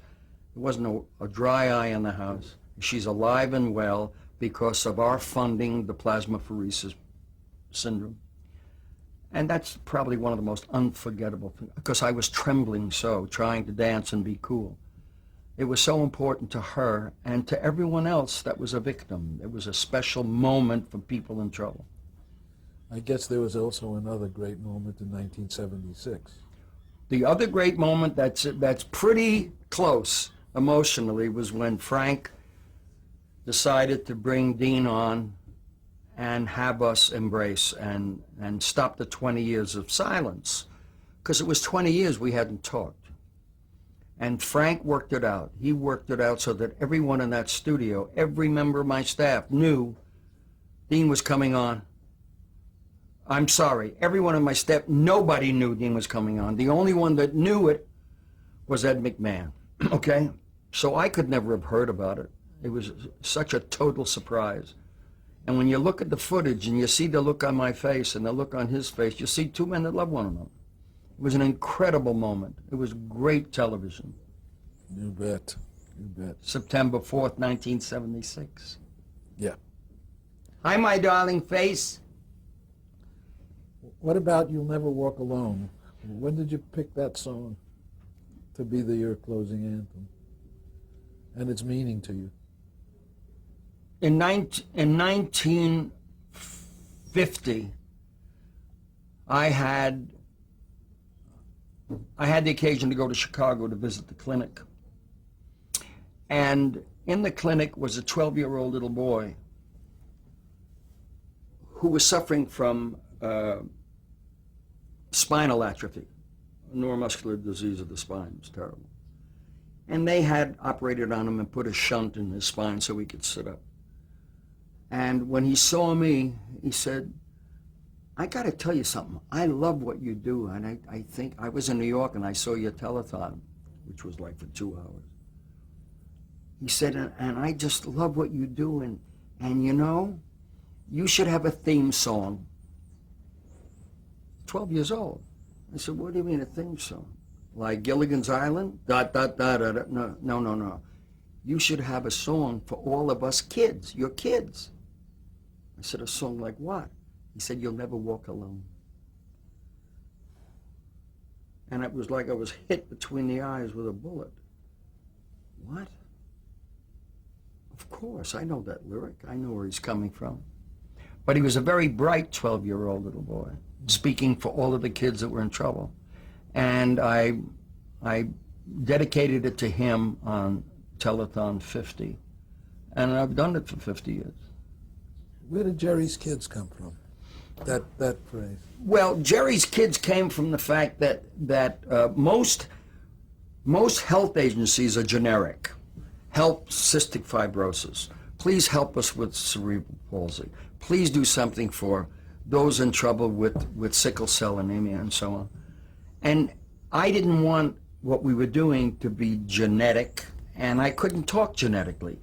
And I one night on the air, I said, I think you people have to know what I feel for my kids and what I feel for them. And I went on and I was doing a pitch hoping to raise funds. And when I was through, Ed said, you got to remember what he said about Jerry's Kids. I had said my kids. He put it into Jerry's Kids and it clicked. I know this is a stupid question, but Okay. I'm famous for I'll give that. you a stupid answer. Yes. No, you're not. Okay. How long will you intend to keep doing the telethon? Till it's done. I will do the telethon until I get it done, or get as close to possible, finishing it. The sad thing is that if we got the cure tomorrow, we'd have to first do a telethon to support that, to support what we had to do. And it's a lifetime. If I knew in 1948 that I would be spending 50% of my life doing this thing and the other 50 my work, I don't know if I had no options. I had to do what I did. And I'm not unhappy about it. I'll tell you this, for a television performer, in whether it's a yearly role or a brief role, like 24 hours, everywhere I go, in every airport in this country, I will get a minimum of 6 to 10 people that will thank me for the work I do for the kids. And I mean, you know, the demographics of fan clubs over the years has told us that there's 876 letters every time you get one. The equivalent of 876 people that would have written a letter for the one letter you get. Well, Dean and I were getting 30 to 50,000 letters a month. But when you get 6 or 10 people in an airport, there's a lot of people that might have stopped you to say that.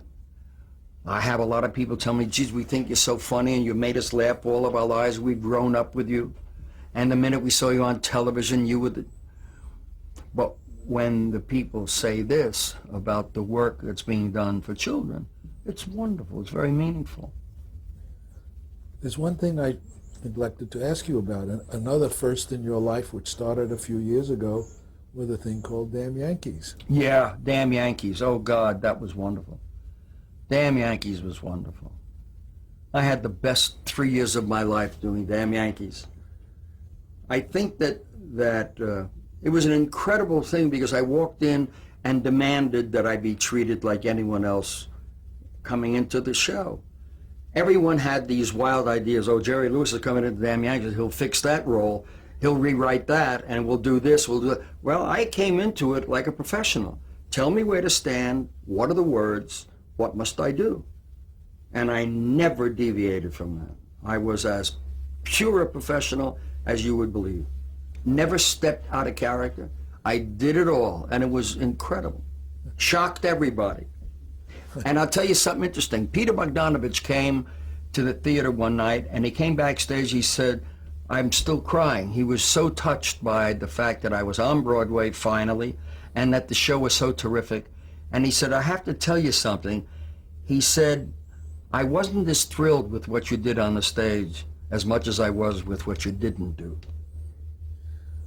I remember one performance where you were just being just as good as anything, and the kid who was standing opposite you just couldn't look in his face without He broke up. broken up, and it was just spitting. And he was behaving himself, but the kid... I was just looking at him nice.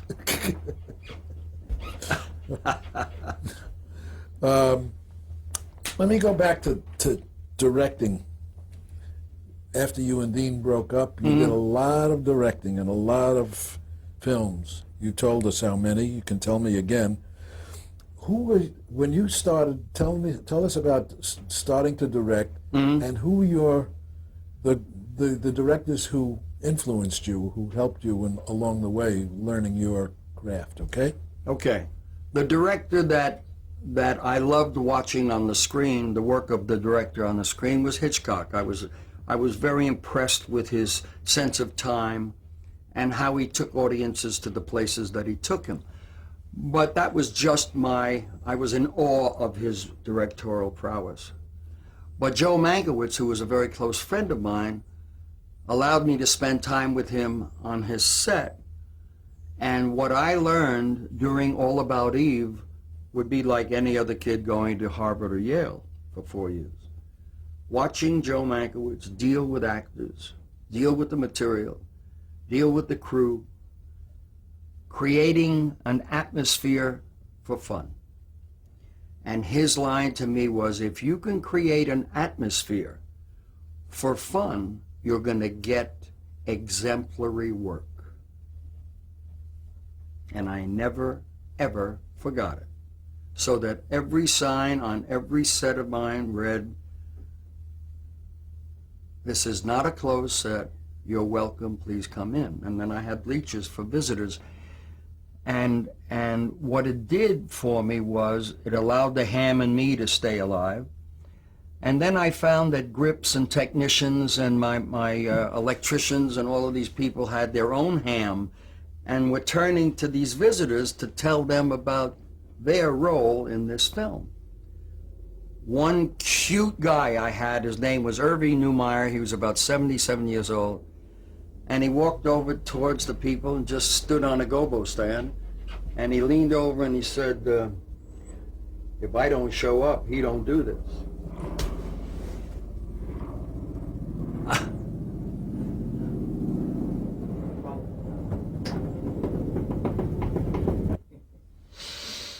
What was the critical reaction to your first film, and what was it? My first directorial effort was The Bellboy, and it was incredible. People flocked to see it, and the critics, I don't know what happened to them, they loved it. They thought it was innovative.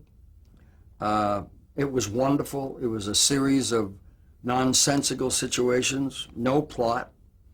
And the star of the film never spoke. It was a mime film up to the last scene. And I had written it with an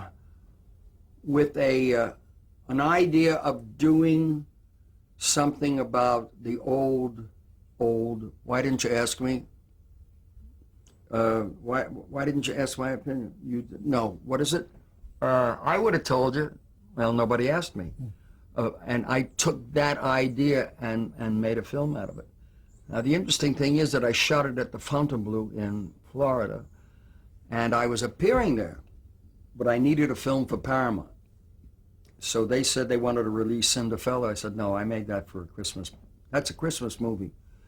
And I produced Cinderfella, and I did everything, including the album and the backstory and footage on the set. And I mean, I really did a sell job, and I wouldn't let them release it in the summer. It was a family movie. I wanted it for the Christmas.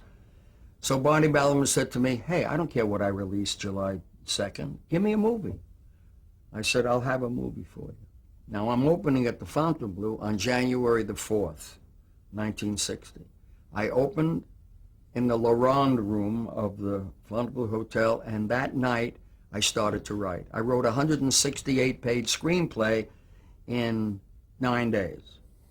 I had a crew in place in 14 days. We were shooting on the 16th day. And 36 days later, I went to Vegas to open there, and I was editing in the bowels of the theater. And I gave Paramount The Bellboy on July 1st. Paramount, while editing, said, we don't know if we want to be involved in a silent movie. I said, it's not a silent movie. Everyone in the movie's talking. The kid doesn't talk. Well, we don't know. I said, I'll tell you what. I'll pay for the movie, and you're not involved. They said, terrific. Now, the movie cost me $990,000 to make. To date, I've seen upwards of $100 million that movie has made, while tickets were a quarter. Paramount's not thrilled when they hear anything about this story. How do you feel is your greatest filmmaking success, and why, of all the pictures you did? My greatest filmmaking success for me was The Nutty Professor, because it was a labor of love and because I examined it so carefully. Sam, I wrote 10 screenplays for The Nutty Professor. The one that I shot was number one. I never edited number one. I never went back to number one to see if I left number one as it was and shot it. Now, I got to tell you one that you'll enjoy. I'm sitting on my boat in 1960 writing. And I'm trying to get a name for Julius. God damn it, I don't want it to be Julius O'Brien or Julius Goldberg. I want it to be what a nerd would have for a name. And I'm looking over at the edge of my boat, and I'm in a kelp bed. Julius Kelp. That's it. That's how it happened right here. You're also responsible in the film industry for a very important technological advance. Yeah. Describe that to me. When I decided to direct myself, when I decided, let me rephrase that, when I realized that I would be doing that. In 1957, I flew to Japan. I met with Mr. Morita and the Sony Corporation, and I told them what I had in mind. They built me an Aku camera that I sat next to the BNC camera and locked in a parallax from 4 feet back. It would be perfect. In from that to 4 feet. This way, it would be out of parallax. And they helped me put together what now is known as the video assist. The video assist is used by every director in every motion picture in the world today. What I did with it was I set up 18 monitors all over the Fontainebleau, because that was the first time I had a chance to use my invention. And a scene that called for me to make an entrance while the two ladies are talking at the desk, I'm watching on a monitor. If they were good, I make my entrance. If they were bad, I'd cut and get it fixed, go and tell them, and so on. So wherever my eye line was on a monitor, so that I knew that my camera was stopping on the mark that I gave them, that there was no mic in the shot, that everything I had planned, I had monitored, and I'm doing scenes with people there's no dialogue. They're doing all the talking, but I had wonderful chances to drift and check. We didn't get videotape until '63. So I used almost 30 monitors in the ladies' man, and it was wonderful. And I love every time a production company goes into production and they use my video assist, which means my daughter will never go to a community college. You also directed two television shows that were very successful. One was an episode of Ben Casey. Mm-hmm. It was titled A Little Bit of Fun to Match the Sorrow. Talk about that. When they called me to direct the Ben Casey episode, I'm a comedy director, and I turned it down. And then Vince Edwards called me and said, I recall at a lecture you did a year or so ago when you said that comedy is highly dramatic. There's nothing funny about comedy. You make an audience laugh, but the provocator, the one on the stage that's doing the comedy, it's pretty sad to make a jerk of yourself. And I said, what are you getting at? He said, here's your chance to take your comedy and your know-it-all as a director and do a wonderful, serious piece. So he got me hooked. And I played the role of this doctor who tried to use laughter to get through some of the pain of having, he struggled telling parents that a child was dying. And it was I'm very proud of what it turned out to be. I shot it for 7 shooting days. I was in the editing room for almost 2.5 months to get it the way it should be, and I was very proud of that. And you also directed an episode of The Bold Ones. Yes, I directed The Bold Ones because it had E.G. Marshall. I was so impressed with him.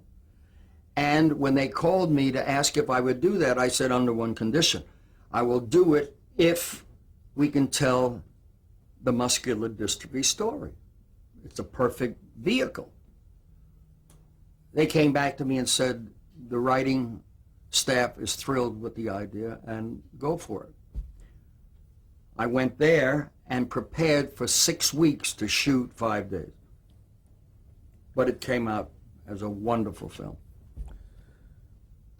You also did an animated television series, didn't you? Yes. Will the Real Jerry Lewis Stand Up? I did an animated series for Filmation. Filmation in 1960 was a very, very upscale. They were upstarts, you know, bucking Hanna-Barbera and Disney. And I couldn't make a deal with them to use my voice because I couldn't go in there and just record and do all of that and so on. I was so busy. So I suggested to them, get the guy that does my voice in France. It's perfect. They got him. and he did all the voices for me. What was the title? Will the real Jerry Lewis please stand up or please sit down? No, sit down. I'm sorry. Will the real Jerry Lewis please sit down? Right. As long as we're on the subject of France, Yes. what about your reception in France? I'll tell you something that very few people know. Everybody thinks that France, I mean, when I arrived there last time, on the front page of Figaro, which is their most important paper, the king is home. With my picture this large, the king is home. And then a reporter in Paris wrote, in a country that only has a president, that says something, that the king is home. And it's been that way for 40 years. But more so since I directed. They're very into the totality of the filmmaker. And they will see your film 2 and 3 times before they even critique it. I've had my film critiqued after it closed. We have to change. 1 minute. I could do that in an hour, remember? Just take 1 minute.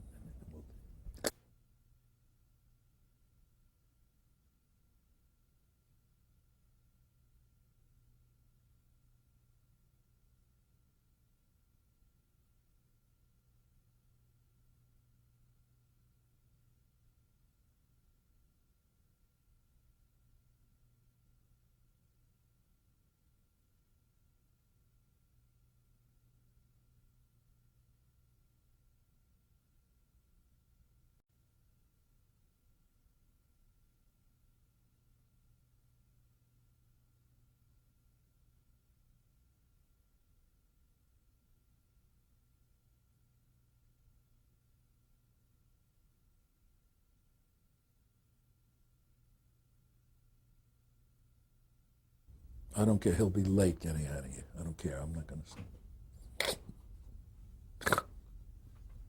Look at the eye. CBS. Are we going?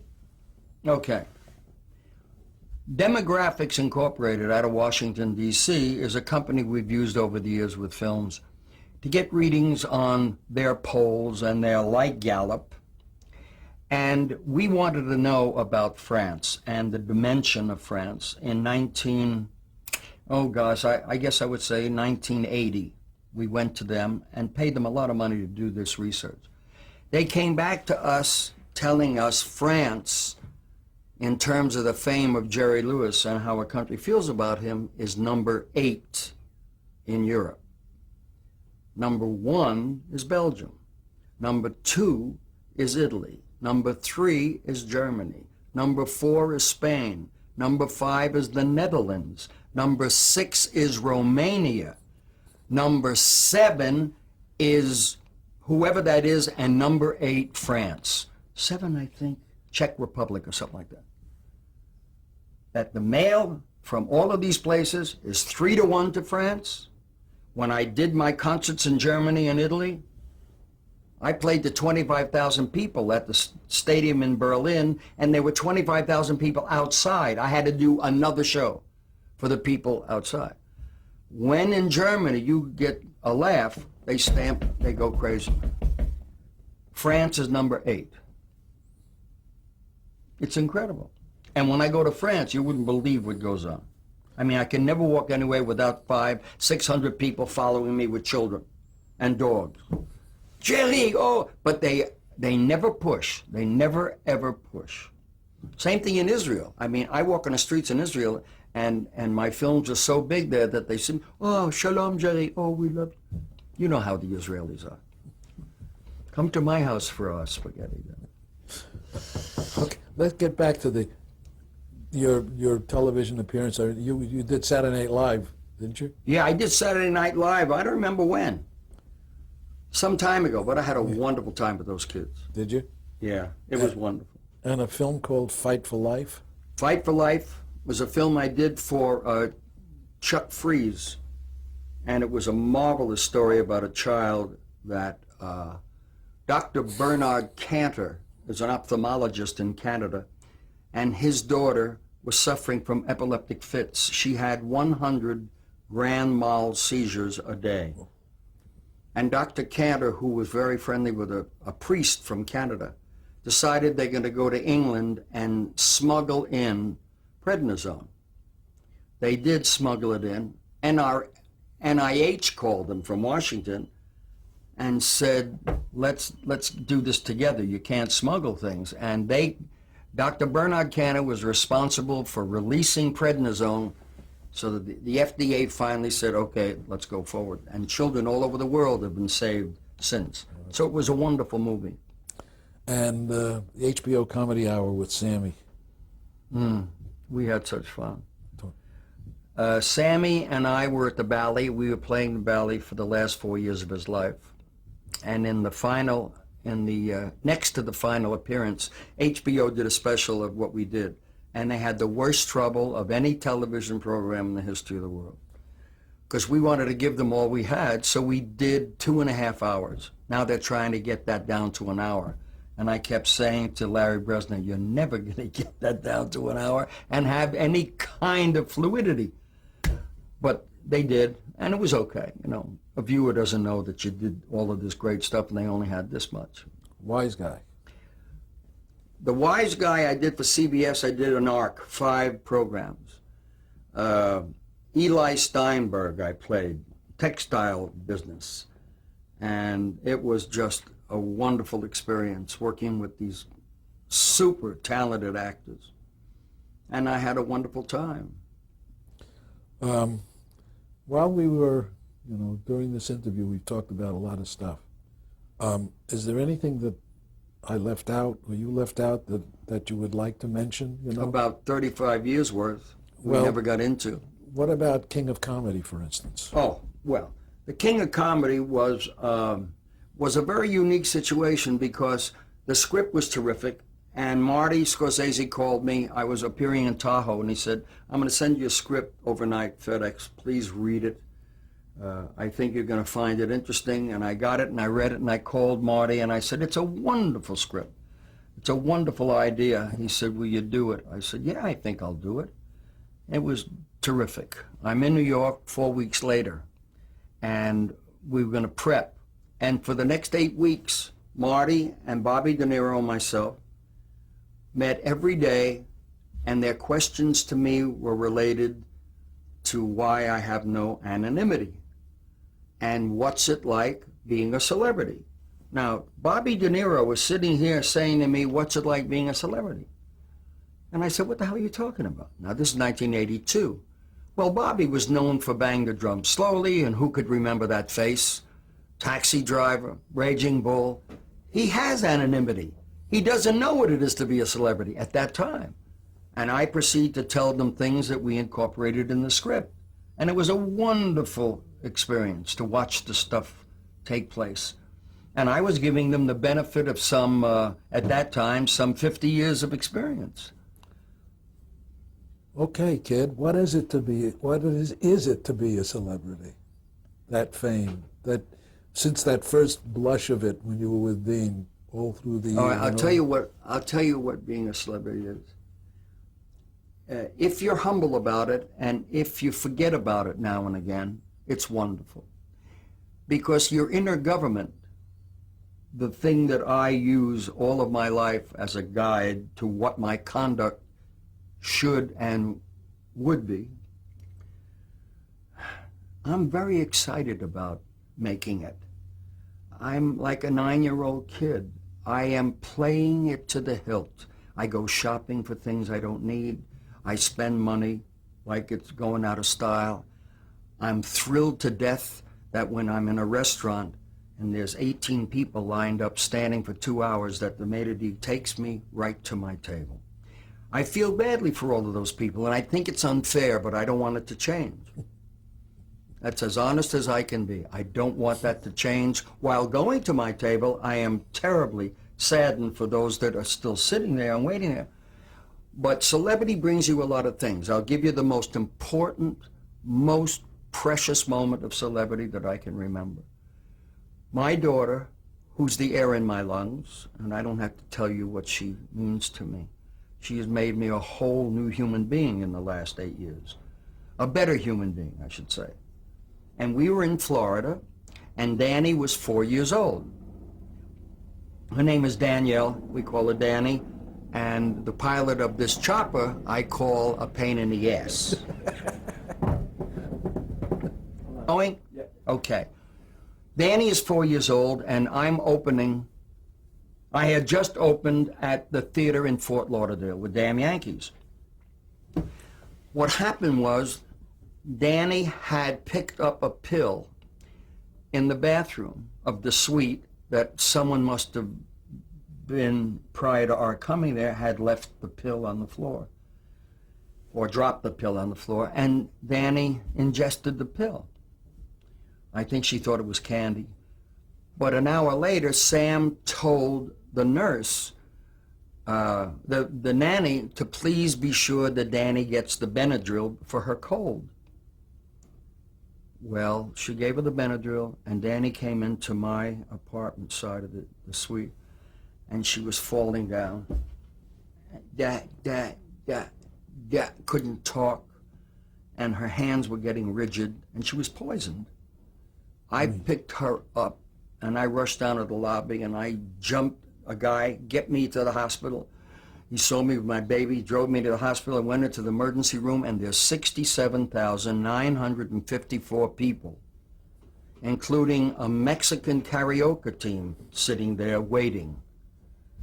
I know I've got a problem here, and I see the door swing open, and there's the doctor. I yelled, "Doctor!" He saw me, came right out, took my daughter in, and they saved her life.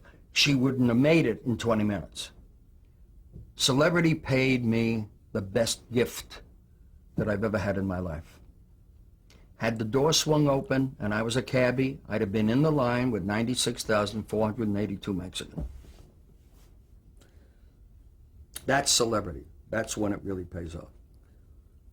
If somebody wanted to get to that point someday, some aspiring young comedian or producer or director or writer, do you have any advice for somebody looking at you now, and what should I do? The best advice I can give you is be tenacious.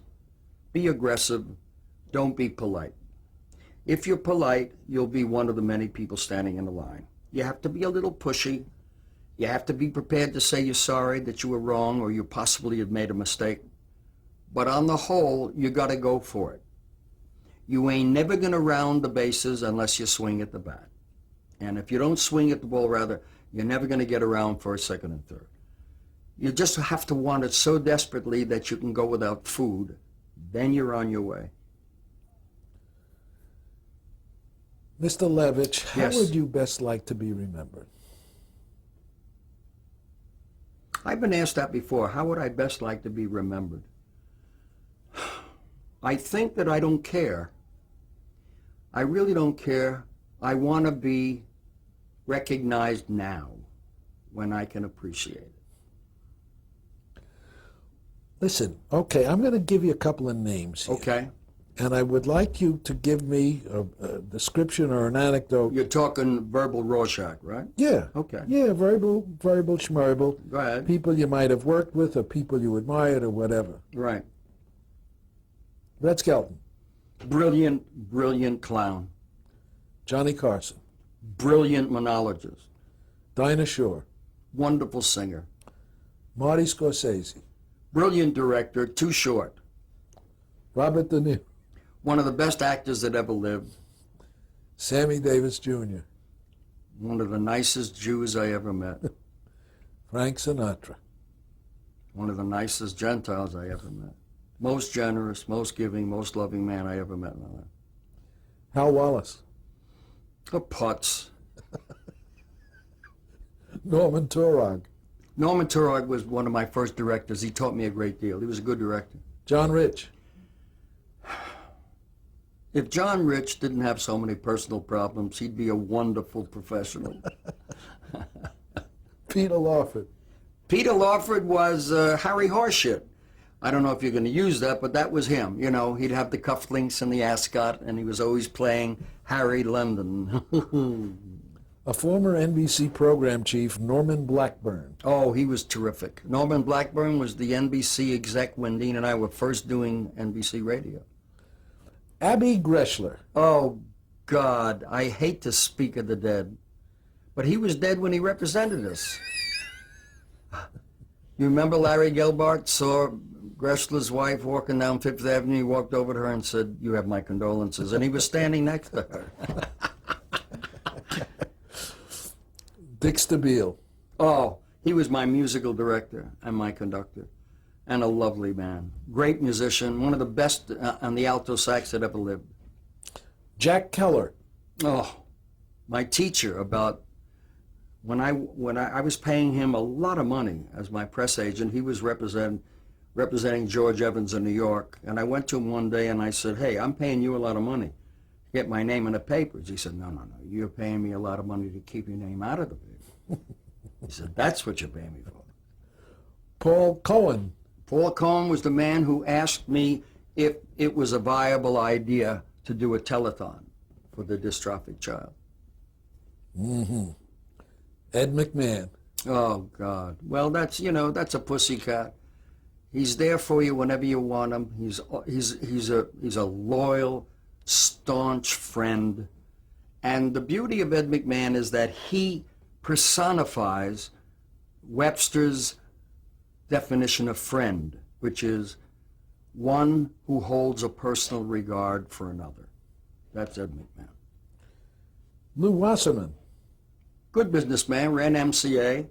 He was, I think he was trained with the SS, but he did nice work, Lou Wasserman.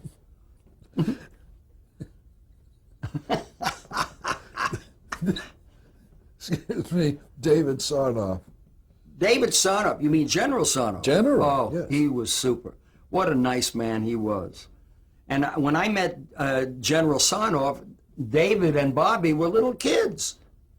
They were like a few years younger than I, but that's how far back. I mean, 1947, he was really the top dog at NBC. Bobby Sarnoff. Bobby's a wonderful guy. He married an opera singer that I had worked with. I don't remember her name. Wonderful singer. And we spent some time in Cannes together. Yeah, Anna Moffo. Right. Yes. Yeah, exactly. and did he Boffo Anna Moffo? And Tommy Sarnoff, as long as we're mentioning Tommy him. Sarnoff's a wonderful old friend. Yes. And a gentleman by the name of Irving Kay. Ah, my nanny. Irving Kay was with me for 58 years. We put him to rest a couple of years ago. But the day he came into the hotel, the Holland Hotel in New York, my mom and dad were staying there with me, and he walked in and my dad said, "Jerry's got a gig in Toronto, but he's 14 years old, so by law we have to have someone go with him, a chaperone. He has to have a guardian."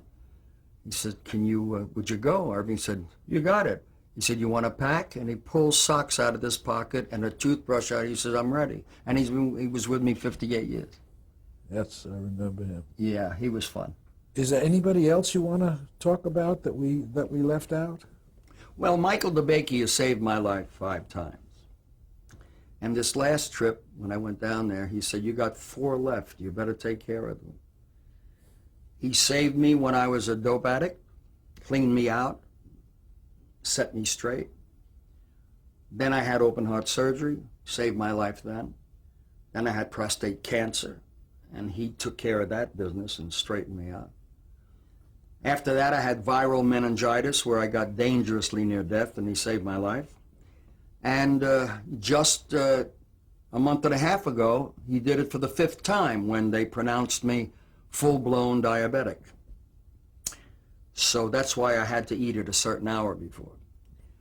So I'm watching it, and I don't think that Michael saving my life 5 times would change what I'm about to say. When I'm with him, I feel like I'm in the presence of God.